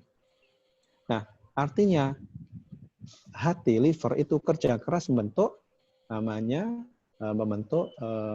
simpanan dalam bentuk TG, disimpan. Liver bekerja. Sedangkan kalau kita pada kondisi ketosis, yang terjadi Mas, gini. Pada waktu tubuh kita ini ketosis, maka liver ini yang tadinya dia bentuk kolesterol, dia nggak bentuk kolesterol lagi. Kenapa? Tubuh sudah nggak makan glukosa. Glukosa nggak makan karbohidrat, nggak makan glukosa, tentunya nggak ada yang disimpan kan, maka tubuh akan switch metabolisme kita ke lemak, ke fat. Dia mau berubah nih ke fat. 4 jam kita nggak makan, udah switch ke fat. Ketika tubuh kita mau pakai metabolisme lemak, tentu yang dipecah adalah tabungannya dulu. Tabungan itu ada di triglycerid tadi, Mas. Nah, dia akan manggil, Gojeknya pakai apa? Ya, Grabnya pakai apa? Grabnya itu pakai HDL. Jadi, ketika kita udah ketosis, tentunya Gojeknya yang tadi LDL, itu kan nggak banyak kerjaan, Mas. Dia ya di mana-mana, dia nongkrong di mana-mana, masih di mana-mana. Tapi HDL udah mulai naik, kerja udah mulai banyak nih. Dia ngambil simpanan, dipecah, kan nanti triglycerid dipecah jadi asam lemak dan gliserol. Ya kan gliserol itu jadi sumber gluconeogenesis, sumber gula. Jadi lemak itu manis Mas, sudah Mas. Itu kita itu manis, gliserolnya gitu. Nah, jadi lama-lama HDL-nya tinggi, tapi LDL-nya kok masih tinggi? Ya jelas dia nganggur kan. Nah, makanya ketika awal-awal kita itu ketosis, terus terang benar-benar lab kita ambiar, Mas. Ambiar diperiksa, wah gila ini LDL-nya tinggi. Oh iya lo masih bongkaran ya. Saya bilang gitu mesti. Lo masih bongkaran kok diperiksa ya. Pasti LDL-nya belum banyak yang di-swab, disapu, sapu bersih belum ada. Ya, pasukan pengawal belum ada, belum di-swab, Mas. Nah, itu yang terjadi. Sehingga sebenarnya ketika dia kena hepatitis, sebenarnya dia kena hepatitis, mau kena hepatoma, hepatitis, atau kena apapun juga. Masih ingat kasusnya Pak Dahlan Iskan, bagaimana cangkok liver, itu liver itu bisa tumbuh. Yang 5 cm itu bisa tumbuh. Artinya apa? Liver dengan sel hepatosit, selama dia masih hidup, dia masih berbenah. Sampai dia masih itu masih berbenah. Artinya ketika kita ketosis, tubuh kita malah liver itu kalau nanti belajar metabolisme lipidnya Mas Tio, itu kekurangan kolesterol, kekurangan bahan baku. Maka dia panggil dari tubuhnya dari TG, ini TG ayo. Ini saya membentuk energi nih, mau tak bentuk jadi keton. Ayo hati ambilin, diambilin, diproses jadi keton. Gitu. Nah, keton itu juga untuk warrior semuanya. Keton itu juga bukan tujuan akhir kita. Jadi keton itu adalah tujuan antara. Jadi dia tuh kayak orang mau belajar mobil, ya kan? Itu ada tempat les mobil kan? Nah, itu kalau saya anggap itu keton tuh. Jadi sementara, ya kan, mengajari sementara itu. Bagaimana tubuh kita. Nah, nanti pada akhirnya tubuh kita ini bukan pakai keton, pada tubuh kita ini yang terjadi adalah pakai asam lemak dalam tubuh kita. Free fatty acid, itu tujuan akhirnya. Jadi kita memanfaatkan tadi pecahan tadi. Tapi untuk sementara tubuh kita masih diajari pakai lemak itu dengan cara keton. Karena itu pertama nanti ketonnya itu nanti lama-lama tinggi terus lama-lama turun. Gitu, Mas. Jadi nggak usah khawatir, Mas. Saya udah 3 tahun, Mas. Malah kemarin ketemu dari Amerika, saya tuh prof apa? Lupa saya. Itu udah 30 tahun, Mas. Masih hidup, Mas. Nggak mati-mati. Gimana itu? Oh, berarti cuci darah tadi boleh ya untuk yang cuci darah yang terjadi, ya? Mas. Yang dari 3 kali seminggu, kemarin ada warrior kita jadi sekali seminggu, Mas. Oh, itu sudah sangat membantu sekali. Nah, mudah-mudahan suatu saat lepas. Ya, kita nggak tahu walau alam. Ya. Oke. Oke, gitu ya Mas Iskandar. Iya, satu lagi nih yang saya saran ini, Pak. Boleh. Ini, mohon izin ya. Ketika kita sudah mengurangi karbo, beratnya kan turun. Saya dari awal itu sekitar berapa 2 bulan itu kan turun berapa sekitar 7 kilo ya, 7 kilo seperti itu. Tapi saya itu kadang masih merasa lapar. Lah, tadi Mas Gopal mengatakan kalau sudah keto itu nggak ada rasa lapar. Nah, yang terjadi pada saya ini gimana, Mas? Jadi saya sudah turun, tapi tetap kadang masih merasa lapar. Apakah saya sudah ketosis atau belum itu? Mas Iskandar udah berapa lama, Mas? Saya mulai... baru Pak. Saya mulai awal puasa kemarin sebenarnya mulai. Ya. Mulai masih adaptasi. Masih adaptasi, belum Mas. ketosis. Masih adaptasi. Oh ya. Sudah ketosis, tapi masih adaptasi. Adaptasinya 4 bulan biasanya. Pokoknya sabar mawon, Mas. Oh iya. Karena tapi ini itu nanti adalah nggak akan turun lagi, Pak. Mas, nggak akan turun terus. Jadi nggak akan, Mas. Karena tubuh kita ada keseimbangan. Oh iya, oke. Ada pertanyaan di grup ya, yang lucu ya. Kalau saya turun terus, lama-lama saya hilang nanti. Menghilang. Enggak. Jadi ada suatu saat dia akan rebound balik lagi, Mas. Maksudnya bukan balik ke awal, tapi balik stabil.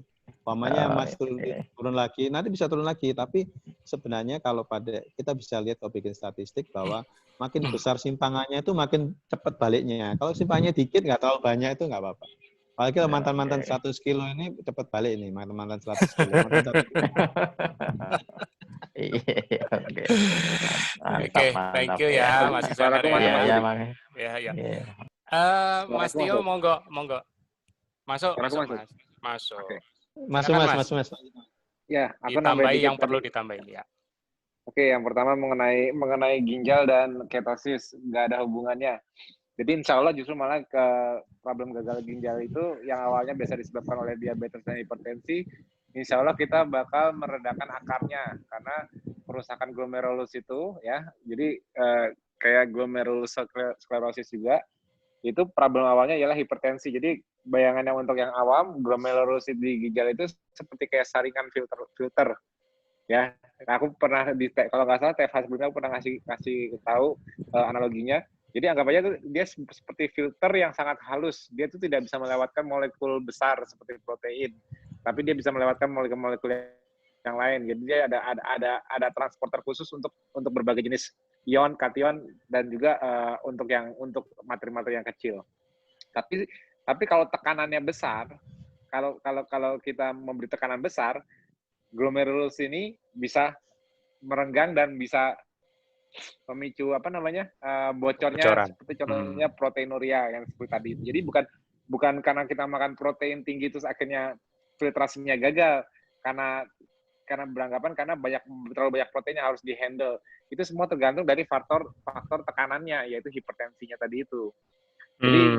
Jadi justru gaya hidup kita, walaupun kita makan protein dan lemak, justru kita kan terbukti menyeimbangkan kembali tensi kita. Justru kita mengurangi load volume expansion yang menekan glomerulus ini, justru malah penyebabnya dikurangin, memberi dia chance untuk memperbaiki diri, memperbaiki sel tersebut. Dan juga kerusakan berikutnya ialah akibat hiperglikemia tentu. Jadi membuat sel-sel ginjal mengalami oxidative stress tinggi dan itu yang merusak. Itu udah pasti akarnya. Jadi hiperglikemia itu akarnya kemana-mana. Selain hiperglikemia membuat dilatasi pembuluh darah menjadi sulit, otomatis tekanan darah meningkat, hipertensi penyebabnya. Juga hiperglikemia itu dan hiperinsulinemia juga merusak sel ginjal via radikal bebasnya. Sehingga glomerulusnya itu rusaknya di situ. Jadi akar-akar dulu kita bereskan. Dan kita memberikan chance bagi sel ginjal untuk rejuvenate, maksudnya memperbaiki diri. Dalam kasus yang belum sampai ginjalnya mengecil banget, maksudnya baru ada pengurangan EGFR-nya doang, insya Allah kita masih bisa nge-reverse. Tapi ya seperti bilang tadi, udah ada yang living proof-nya yang dari 3 kali cuci darah sehari seminggu menjadi 1 kali seminggu, itu kan udah merupakan pengurangan banget gitu loh. Dan juga akarnya kerusakan ginjal itu juga inflammatory disease. Jadi inflamasi dengan kondisi ketosis, inflamasi justru ditekan. Nah, yang perlu diingat itu pos cuci darah, ya. Setelah cuci darah itu biasanya agak rentan sama hipoglikemik. Jadi kalau dia habis cuci darah jangan puasa. Habis cuci darah, yang orang KF, walaupun dia cuci darah pagi, belum waktu jam makan, tapi setelah cuci darah jangan puasa. Dia kadang-kadang dia nanti bakal ada demand driven untuk liver buat gula agak lebih setiap habis cuci darah. Jadi mencegah hipoglikemik yang terlalu berlebihan, pos cuci darah, dia tuh jangan puasa setelah cuci darah. Jadi untuk ya kalau bisa sih ada IH-nya itu. Jadi IH-nya juga ngebantu untuk menjaga keseimbangannya lagi supaya dia tidak langsung drop gitu. Biasanya gitu efeknya setelah cuci darah. Itu tambahanku aja. Jadi jangan langsung puasa kepanjangan setelah cuci darah, itu malah nggak bagus. Itu ada catatan kecil. Terus juga untuk masalah ginjal ini kalau bisa daging merah juga agak dikurangin dulu. Maksudnya nggak boleh berlebihan juga daging merah. Utamakan ikan, telur, ayam, dan sebagainya. Daging merah juga jangan terlalu berlebihan karena glutamin itu juga memicu sel-sel inflamatori kalau memang efeknya ada di sistem imun yang inflamatori. Soalnya kalau orang gagal ginjal biasanya inflammatory markernya juga tinggi. Nah, itu coba tekan dengan coba kurangin daging merah dulu. Sama seperti kanker dan autoimun. Nah, itu kuncinya untuk gagal ginjal. Dan minumnya kalau udah dibatasin, kalau sering dengar di KF di grup minumnya 2-3 liter karena mereka untuk nge-backup cairan, tapi kalau ginjal yang memang minumnya udah dibatasin, ya jangan minum sebanyak orang di KF lainnya, jangan. Dia harus sesuai dengan batasan cairannya dia. Tapi untuk mencegah defisit elektrolit bisa dibantu misalnya dengan Pocarion water. Misalnya gini, misalnya sehari aku cuma dijatahin 1,5 liter atau 1 liter. Ya, misalnya, gunakan minimal 500 mili jatahnya cairan dia.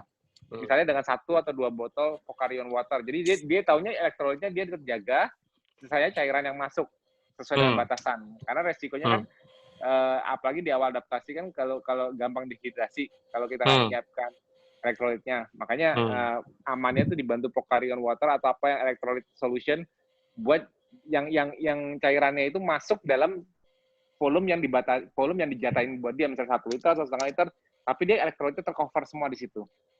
Nah, itu juga salah satu catatannya.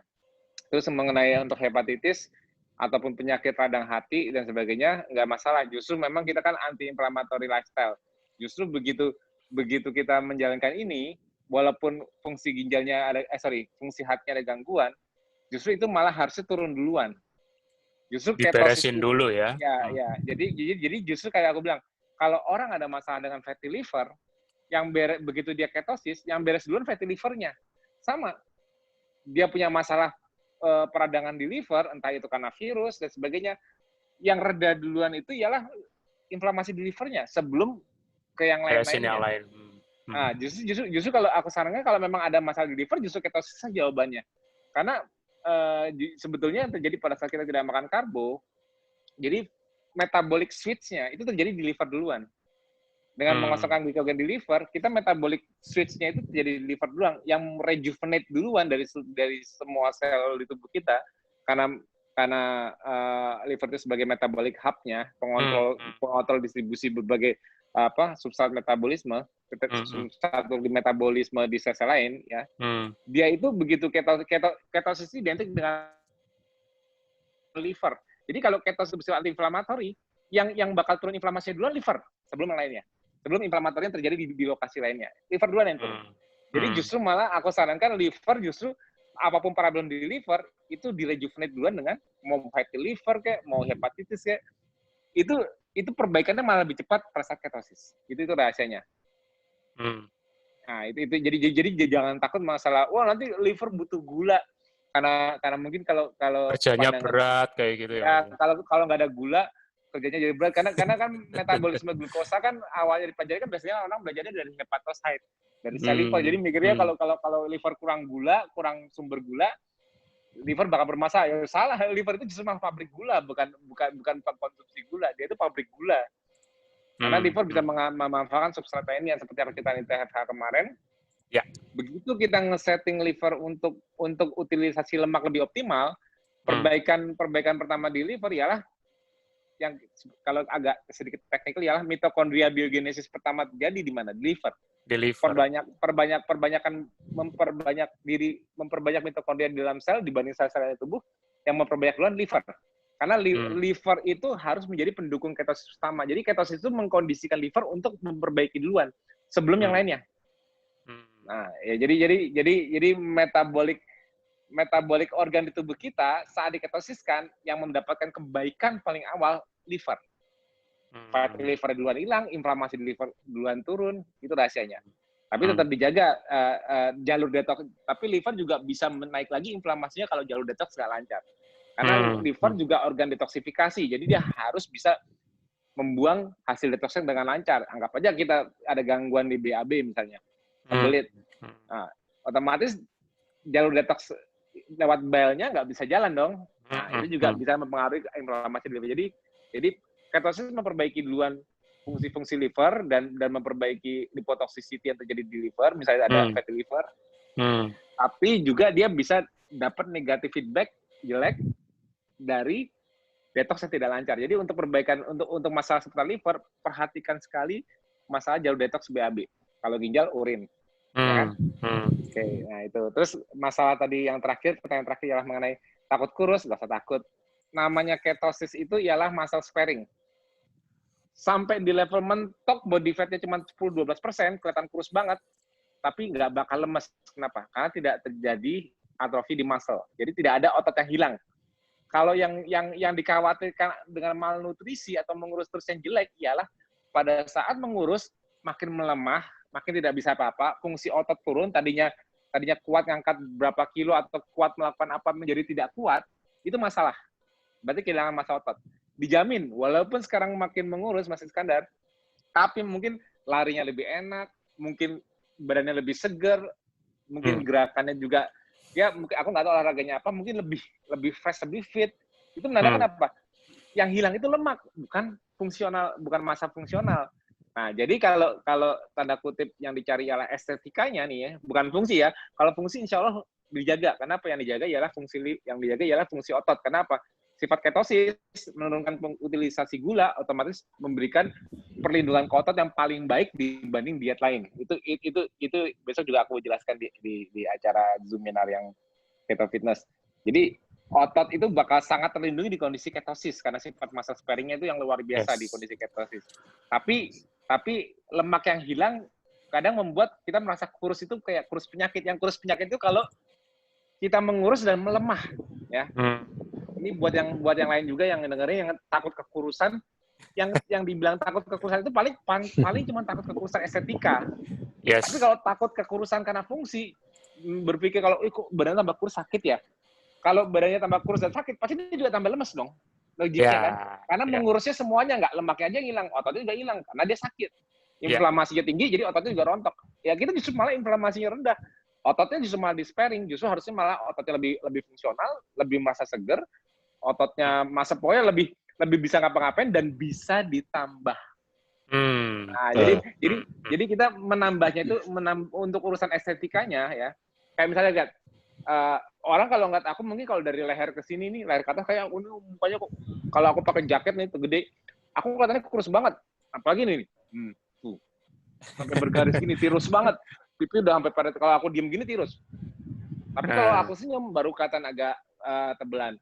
Tapi aku bisa menambah apa nih? Kayak misalnya dada, perut. Aku nggak bakal kalau aku nggak pakai baju kegedean kan nggak kelihatan kurus kan. Nah, walaupun cuma makan sekali sehari, tapi yang aku tambah ini ialah fungsi.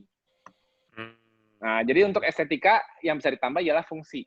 Tapi kalau nggak bisa kita menambah, jadi ada konsep, makannya dibanyakin biar tambah gemukan. Itu konsepnya aku tanya, maksudnya nih makan dibanyakin mau gemukan apa nih? Kan orang konsepnya kalau mau gemukan makannya banyak, ya itu bisa. Tapi kan gemuknya itu berarti gemuk lemak.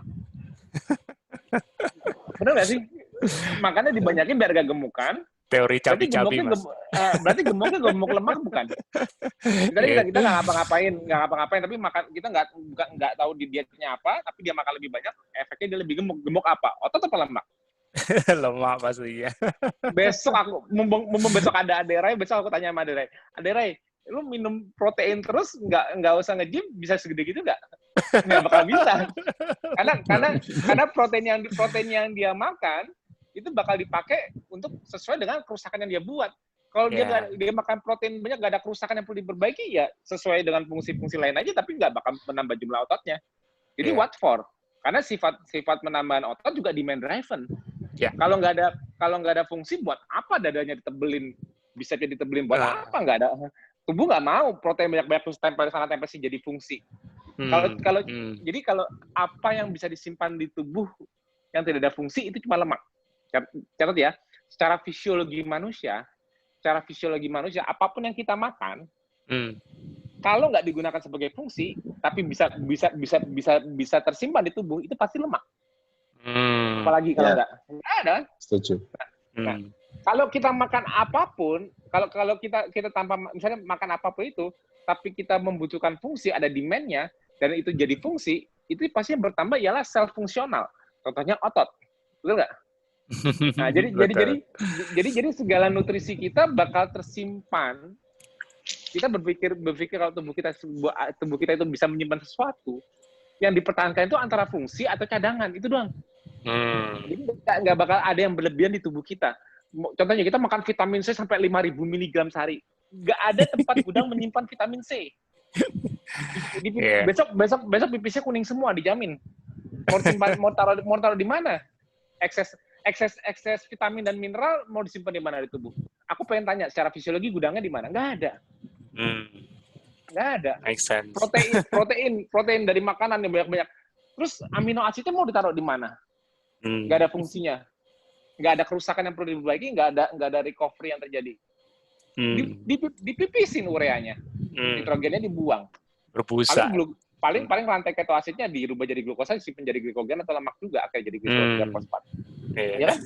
Jadi kalau kita mau menyimpan sesuatu di tubuh tanpa ada fungsinya, mau nyimpan apa? Lemak. Ya kan? Menyimpan lemak tidak butuh fungsi. Kenapa lemak itu harus ada? Lo lebih saving energi yang gue simpan jadi lemak.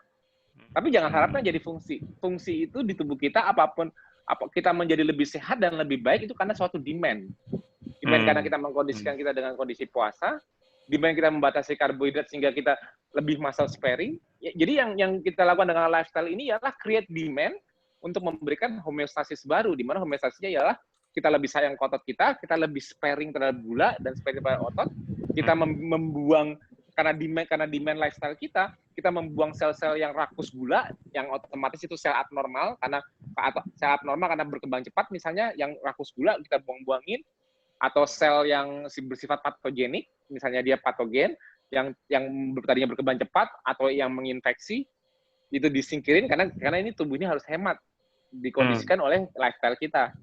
Kan itu demand kita itu menciptakan kondisi yang what we got ya karena apa yang kita dapat sekarang ya karena permintaan kita yang membuat dengan cara gaya hidup kita ini.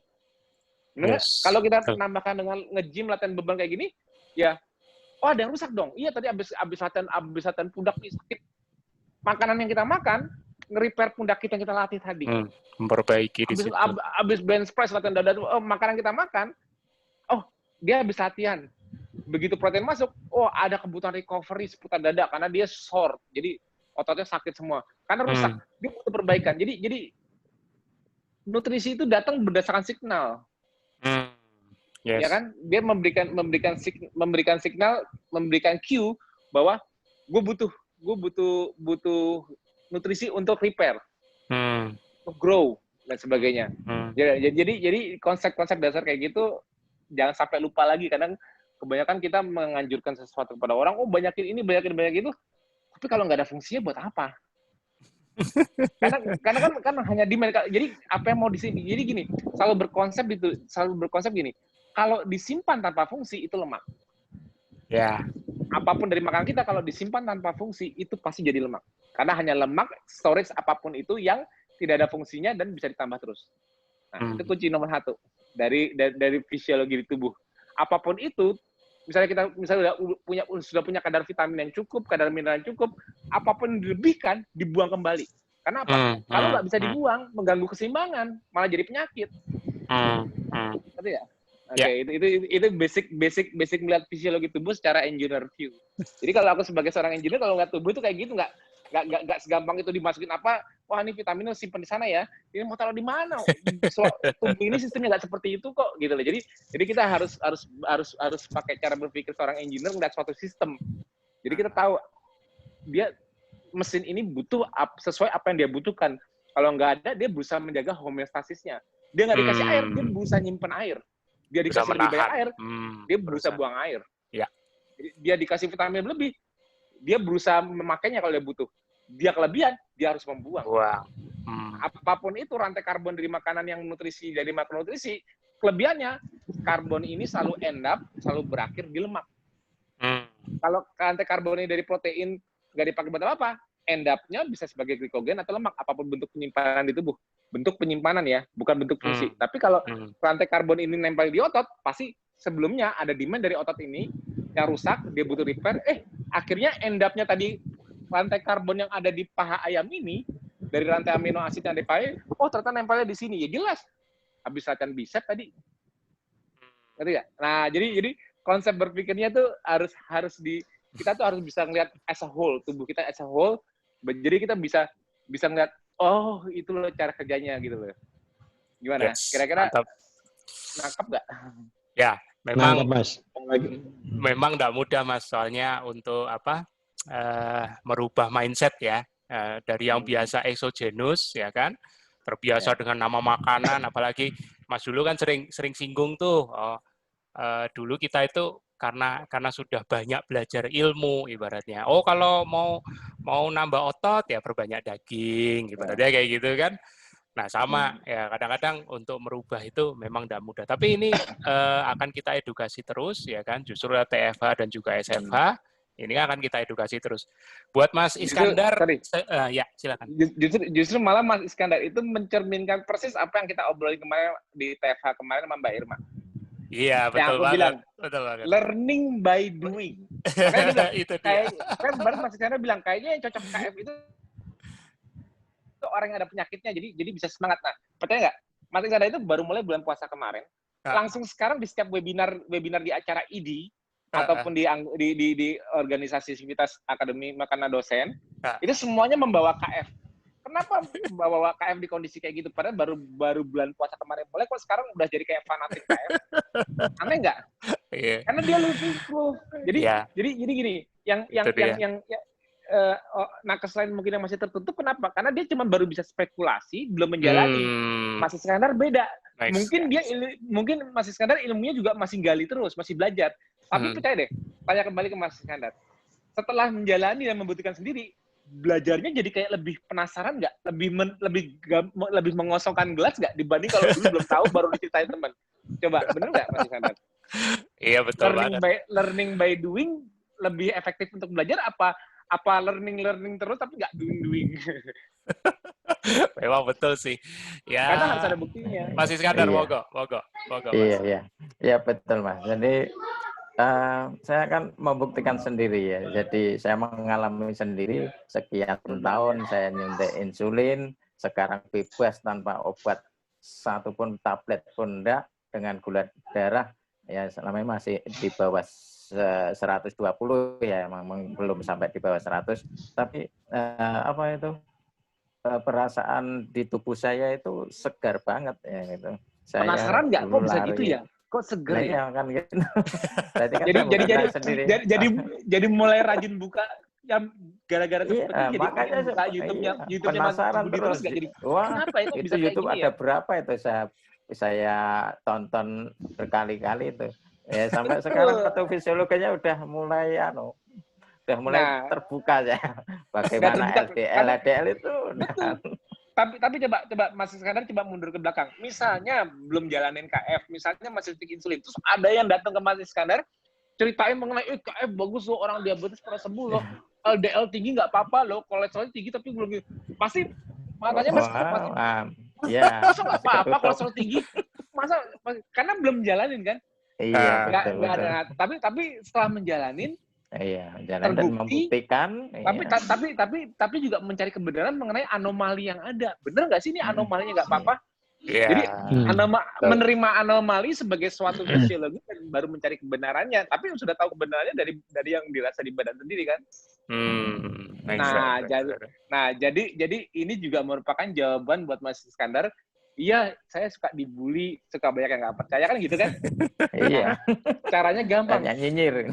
Ya, yang nyinyir ini cukup nggak usah dikasih ilmu banyak-banyak, nggak usah kasih perang jurnal. Kenapa? Karena dia cuma bisa menolak. Kenapa? Dia jadi kita harus jadi Mas Iskandar harus bisa memposisikan sebagai mereka saat mereka belum tahu sama sekali atau saat Mas Iskandar belum tahu sama sekali, ada yang ngeyel, ada yang ngotot. Ini bagus loh keto, ini jurnalnya, ini. Tapi belum pernah ngelakuin. Pasti nyari antagonisnya kan? Pasti Mas Iskandar bakal bisa nyari antagonisnya kan? Iya. Nah, makanya saranku baiknya bagian nyinyir itu coba deh jalanin 3 minggu 4 minggu aja. Kalau nggak lebih sehat, nggak rasa enak, kemudian nggak usah deh lepas. Nah, begitu mereka sudah jalanin 3-4 minggu, kalau nggak cocok, lepas aja. Kalau memang bahaya, 3-4 minggu nggak mungkin dong. Nggak mungkin 3-4 minggu bisa gara-gara nggak makan karbo 3-4 minggu saya jadi sakit kanker kah atau sakit jantung kan enggak kan? Cuma 3-4 minggu. Nah, ajak teman-temannya untuk jalanin bersama-sama 3-4 minggu. Setelah mereka masa iya ya kok enakan ya? Oh iya lebih enak ya. Yuk kita sambil belajar. Nah, begitu Mas share YouTube aku yang di college sama Mas Budi, di share jurnal ini baru mereka merasa lebih sehat, menerima ilmunya menjadi penasaran. Kok bisa ya nggak makan karbo kayak gini ya? Tapi mereka merasakan sendiri dengan catatan mereka sudah merasakan ya. Kalau mereka belum merasakan, susahnya minta ampun. Nah, makanya memang benar kebanyakan KF itu yang fanatik itu ialah orang yang dari sakit. Kenapa? Karena mereka merasakan kesembuhan duluan, mereka merasakan pencerahan duluan sambil belajar, learning by doing. Karena mereka doing-nya itu butuh buat penyakit mereka. Nah, kalau sekarang orang nggak ada penyakit atau penyakitnya belum didiagnosa, walaupun dia obesitas, dia belum mau ngecek HbA1 dan sebagainya. Belum divonis. Terus dia diceritain, wah lu mendingan diet keto aja gini atau jangan makan karbo lo kan sebagainya. Apa itu bahaya itu, temanku banyak bilang banyak mati tuh gara-gara keto. Enggak, dia sendiri belum nyoba. Karena dia belum tahu karena kalau sudah menjalankan tubuhnya sendiri yang nggak bohong. Jadi kalau dia diceritain orang lain mengenai diet ABCD, seakan-akan diet ini efektif sebagai iklan, padahal sebetulnya KF itu tidak butuh iklan, KF itu butuh bukti. Dan KF itu gampang dibuktikan. Yang membuktikan siapa? Tubuh sendiri-sendiri.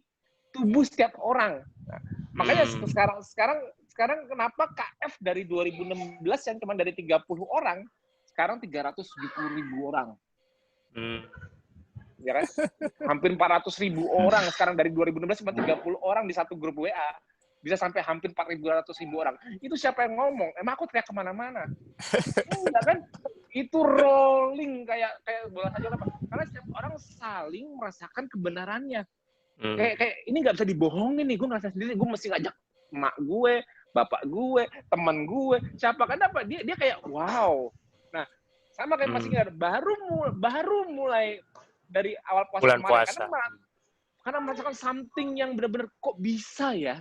Itu jadi tanpa perlu dibayar untuk beriklan, langsung, Mas aku butuh materi buat webinar. Mas aku langsung pengen bersedekah ilmu kemana-mana tanpa diminta. Itu sekarang aku tanya, MLM kalah nggak sama kita? Ada kapal pesiar nggak kita? Kapal pesiarnya virtual, Mas. semuanya langsung berdakwah kemana-mana kalau udah merasakan kebenaran, itu rahasianya. Tapi memang ini sistem MLM. Ya, tapi memang ini menarik. Soalnya kenapa? Pada saat ngalamin anomali itu, memang rata-rata disitulah titik persimpangannya. Jadi ketika ngalamin misalnya kayak Mas Iskandar, aku yakin juga ngalamin hal yang sama begitu. Oh, ini kolesterol saya tinggi banget. Tapi ada satu kenyataan yang oh iya ya, tapi biasanya saya kolesterol tinggi, tengkuk saya sudah mulai tegang atau mulai pada badan sakit. Ini kok enggak, ibaratnya gitu kan. Jadi hal-hal kayak gitu yang sambil mengherankan, tapi juga ada kekhawatiran di saat bersamaan. Nah ini aku yakin teman-teman yang menjalankan KF, terutama para newbie juga ngalamin hal yang sama. Ya, kadang-kadang memang disitulah titik persimpangannya, butuh mau belajar apa enggak, ibaratnya kan gitu. Tapi itu nanti dirangkum Mas di Mas Kobal dan juga teman-teman ini. Kali ini TFH ini seru nih, rekan sesama nakes yang curhat ini. Harus makin banyak nih ikut nakes yang pada ikut nonton. Seru. Oke. Ya, jadi kalau dengan kita KF itu ternyata pertumbuhan massa otot itu lebih bagus. Sekarang bandingkan aja mungkin Mas Iskandar lingkar lengan atasnya dengan istrinya masih makan karbo. Nanti besar mana kan gitu kan? Iya juga. Ngakuan ya Mas, balada istri karbo Mas. Tapi memang betul sih ini sekedar catatan buat Mas Iskandar ya kan, masalah berat badan tadi nambahin aja sih secara ilustrasi. Saya dulu waktu awal jalanin KF itu berat badan 98 ya kan. Paling rendah itu 64 dari tinggi saya 172. Nah, itu kan udah underweight banget. Tapi bisa rebound seperti yang tadi Mas Kobal bilang, bisa rebound sampai stabilnya itu di 72 sampai 75. Range itu aja, mau makannya banyak, mau makannya sedikit, tapi ya stabil di situ. Jadi nggak bakal hilang lah, nggak bakal nyusut terus sampai hilang, tenang aja. Ya. Oke Mas, kita sudah menjelang penghujung. Ada beberapa pertanyaan, masih ada beberapa pertanyaan, tapi aku lihat sih prioritasnya lebih ke umum. Nanti kita coba aku bawa ke SFH, ya toh. Ya. Karena itu memang temanya Ask Me Anything, tapi ini seru nih, karena saya tadi pilih beberapa yang rekan sejawat nakes bisa curhat di sini. Gitu. Ya. Oh iya, aku juga mau nitip pesan kalau bisa Mas, mumpung di ID. Maksudnya gini, karena Mas ketua ID dan di Sukoharjo dan juga bisa punya akses ke ID lain kalau lagi ke teman komunitas, tolong disampaikan bahwa komunitas KF ini adalah komunitas saintifik yang sangat open. Jadi kalau banyak anggota ID banyak yang mau bergabung ke grup telenakes kita udah berapa sih 370 berapa ya anggota nakes ya? Betul. Nah, itu nggak harus udah KF dulu. Jadi saya gini, yang baru mau tahu mengenai KF boleh. Justru mereka butuh support dari kita untuk memulainya, daripada kita nunggu mereka KF baru bisa masuk telenakes. Mendingan yang belum KF mau belajar open, banyak yang bisa jawab di situ kalau pas lagi aktif. Makanya grup telenakes ini mau aku kembangin lagi biar lebih banyak, kalau bisa anggota-anggota ID manapun, terutama dalam utamanya ialah kampanye mengenai metabolic conditioning di kondisi COVID ini supaya bisa lebih serempak kita banyak menyebarkan. Jadi Mas Iskandar nggak usah takut harus memberi ilmunya sendiri, misalnya takut nggak siap atau apa di webinar. Intinya kalau dia udah kalau abis webinar ataupun abis acara apa, kalau ada referensi teman nakes yang mau penasaran, pengen belajar, pengen apa, mengenai apa sih KF, apa sih, langsung kalau Mbak Monik mungkin susah kali. Mas Budi yang udah ada nih, langsung kontak Mas Budi, tolong minta dimasukin ke grup. Nanti jadi gini, di grup Telenakes itu jangan takut nanya pertanyaan basic, karena kan belum tentu, kan udah lama kita dari tahun 2000 berapa, 2016 2017 grup itu. 2017 akhir, Mas. Ya, 2017 akhir kan, maksudnya kan udah banyak pembahasannya kan, Mas, udah taruh di channel-channel juga. Itu di grup Telenakes itu kalau masih ada pertanyaan basic yang mengulang lagi mengenai nggak apa-apa nggak makan karbo gini, nggak usah takut. Pokoknya intinya kita ya KF itu ilmunya sebetulnya udah kesebar, udah levelnya udah di grup Nakes udah tinggi banget. Cuman mengulang balik pun nggak ada masalah. Kenapa? Kuncinya di KF itu semua serba repetisi. Ya, karena pengulangan. membernya kan membernya nggak itu aja, selalu banyak member baru. Akhirnya senior pun di grup KF pun kayak di FB akhirnya selalu mengulang repetisi, mengulang lagi dasar. Pengulangan ke dasar itu tidak akan pernah habis. Kenapa? Karena kita itu masih minoritas, masih banyak majoritas yang belum tahu kita. Begitu kita makin membesar, semuanya butuh diulang dari awal. Dari senior mengulangi lagi caranya, dari senior menjelaskan lagi kenapa lepas karbo nggak masalah, dari kembali lagi walaupun capek, kembali lagi jelasin kolesterol, kembali lagi jelasin asam urat. Padahal kita ilmunya udah sampai level sel, udah lama-lama kita udah masuk nanti kita lagi aku udah bahas epigenetik. Tapi intinya jangan dulu, Mas. Belum ya. Tidak awal ya. Sama satu lagi, Mas, jangan nanya hal basic ini boleh apa enggak gitu. Maksudnya nggak apa-apa. Aku takutnya gini, mereka takut masuk ke wah itu udah ilmunya udah sampai terlalu advance, nah yang basic malu. Jangan malu, kalau nggak ngerti dong. Iya, betul. Nah, gitu. Jadi mudah-mudahan lihat Mas Iskandar juga udah sampai telomer nih, aduh. Telomer. yang udah anggota lama Nakes kan bisa ngikutin aku nanti bicaranya. Tapi kan yang lama pun kita nggak ada masalah, kita ulang lagi karena kita butuh mencerahkan banyak gitu loh. Karena apalagi kalau mumpung masih orang ID, kita punya akses untuk bantuan untuk lebih menyebarkan ke sesama Nakes, lebih pencerahannya lebih mudah dengan bantuan dengan tim Nakes kita di grup KF pun siap mensupport juga untuk memberi bantuan. Jadi misalnya lihat, ini di grup FB kebanyakan orang awam nyari, mungkin karena pemikirannya nyari yang sama-sama sejawat. Nah, cari ilmunya di grup Telenakes saja. Kalau misalnya di FB kayak kalau di FB anggap aja lihatnya living proof deh karena kebanyakan orang awam. Tapi kalau untuk cari ilmunya benar-benar yang mau didengar dari para sejawat juga di grup Telenakes, dan nggak usah worry, kita di situ kekeluargaan kok. Dan juga nanti umum yang tertarik untuk ikut ya boleh, tapi asal jangan nanya hal basic ya, Mas ya. Kalau nanya hal basic bisa stres nanti. Oke, Mas. Ya, ini kita sudah di penghujung. Monggo, saya ingatkan lagi Mas Kobal untuk bisa closing statement. Habis itu tutup sama Mas Tio. Silakan, Mas. Oke, sejawat warrior semua, bahwa sebenarnya kita sudah dibekali sama yang di atas, itu adalah tubuh kita yang lengkap, di mana kita ini punya kemampuan untuk menghadapi segala macam challenge, segala macam penyakit, baik dari zaman dulu mau zaman sekarang. Bahwa semua itu tergantung daripada apa yang kita lakukan. Lifestyle kita harusnya mendukung aktivitas kita. Jadi dengan terbitnya buku pengkondisian metabolik ini, saya harap ini mencerahkan, nggak cuma buat nakes, tapi juga masyarakat awam, bahwa sebenarnya kesehatan itu bisa kita mulai dari diri kita sendiri, untuk orang yang kita sayangi, untuk keluarga kita sendiri, dan untuk masyarakat Indonesia. Dan kita akan carikan buat komunitas ketofastosis, kita akan selalu carikan solusi bagaimana ketofastosis ini menjadi suatu jawaban atas banyaknya masalah-masalah yang selama ini stuck di dunia kedokteran. Dan juga kita harap ini ilmunya makin berkembang, nggak mungkin terbit cuma satu buku, nanti akan berapa series buku akan terbit. Itu adalah harapan kita sebagai sumbangsih kita kepada dunia kesehatan. Tentunya itu semua tidak lepas dari doa-doa dari semua para warrior semua, untuk mendukung kita untuk lebih berkarya lagi. Terima kasih, tetap semangat, jangan lupa ikut SFH minggu depan. Jangan menyerah, jangan terserah. Ketosis is the answer of health. Ya. Minggu depannya kita ngobrol lagi ya. Ya, siap. Oke, siap. Makasih banyak Mas Kobal. Ya, Assalamualaikum. Mas Tio, monggo.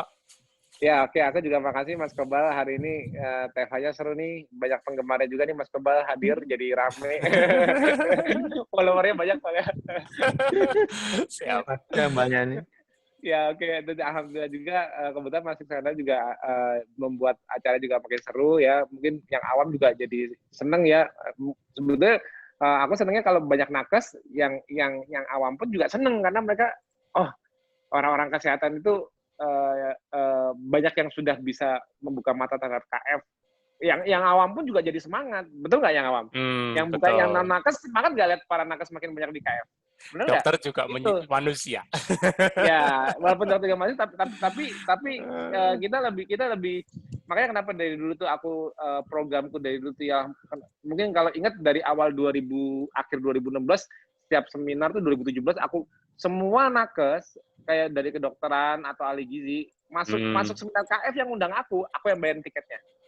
Aku udah bilang panitia kalau ada nakes datang terutama dari kedokteran maupun dari apa pokoknya mereka punya kartu lah antara itu Persagi kah atau dia ID kah, dia bisa nunjukin itu, suruh masuk gratiskan tapi nggak membebani panitia, kursinya aku yang bayar. Aku jatuh bisa sampai 20 kursi untuk setiap seminar yang aku datengin. Karena apa? Di situ investasiku, aku butuh mencerahkan. Butuh mengajak, butuh membuka mata. Ya alhamdulillah. Jadinya kalau kita bisa open seperti ini, kita juga terbuka untuk ilmu, tidak pelit ilmu. Ya alhamdulillah kita bisa merangkul banyak otoritas kesehatan. Karena untuk menyeberangkan ilmu ini, terutama ilmu kesehatan, ya aku bisa cuma menginspirasi, aku bisa menjelaskan. Tapi justru kepanjangan tangan sebenarnya yang kemana-mana yang gampang lebih cepat ialah para nakes. Mereka lebih cepat, tinggal nanti pelan-pelan pasiennya datang mau berobat, kamu sakit apa gini-gini didiagnosa, oh gini kamu berarti harus minum obat ini karena protokoler. Datangnya dengan hipertensi, diabetes baru terdiagnosa ya pasti dikasih obat dulu. Tapi nanti dikasih cari kertas. Nah, minum obat ini pantangannya. Pantangannya isinya yang karbo semua. Nanti balik lagi saya mau lihat dosisnya turun apa enggak. Nah, nanti kalau setiap nakes kayak gini, setelah mereka mencoba nggak makan yang dikasih, nggak makan nasi, nggak makan roti, nggak makan mie, nggak makan ini yang bisa dimakan, ikan, telur, ayam, daging, dia taunya cuma pantangan sama yang boleh dijalanin. Pas udah balik lagi, nah, ya hipertensi udah bagus, oke obatnya dikurangin, ya, gulanya udah bagus, oke obat dikurangin. Nah terusin ya, ini namanya KF. Nah sekarang jendela makan kamu cuma segini. Nah kamu udah enakan kan? Masih lapar nggak? Udah nggak begitu lapar lagi. Nah oke, nambah lagi sekarang. Bukanya jam 12, buka jam 1. Dosisnya udah saya kurangin. Nanti balik lagi mudah-mudahan udah bisa lepas dosisnya. Nah kalau akhirnya semua nakes kayak gini, pengobatan itu cuma intervensi awal. Yang the real cure-nya ialah perubahan lifestyle-nya. Itu baru luar biasa. Kalau kita bisa mencerahkan semua nakes seperti ini, selesai. Kita bisa menekan berbagai macam PTM. Mantap. Oke, terima kasih Mas Tio, juga Mas Kobal. Andai waktu bisa diperpanjang atau diperlambat, tapi ya beginilah. TFH akan terus diadakan seminggu 2 kali, teman-teman stay tune, ya kan? Ini masih dokter yang ke-6 kalau nggak salah ya, dari total 10. Ya, masih ada 4 dokter lagi, masih berbicara seputar COVID, ya kan? Jadi stay tune terus.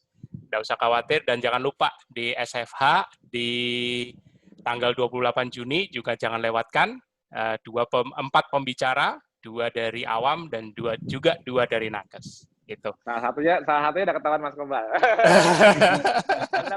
Sisanya keluar Senin ya. Oke, terima kasih semuanya. Selamat malam. Kita jumpa lagi di TFH berikut yang akan diumumkan oleh Mas Tio di wall, FB, dan juga grup-grup WA. Itu aja Mas ya. Selamat malam Mas Tio dan juga Mas Kobal. Terima kasih untuk semuanya.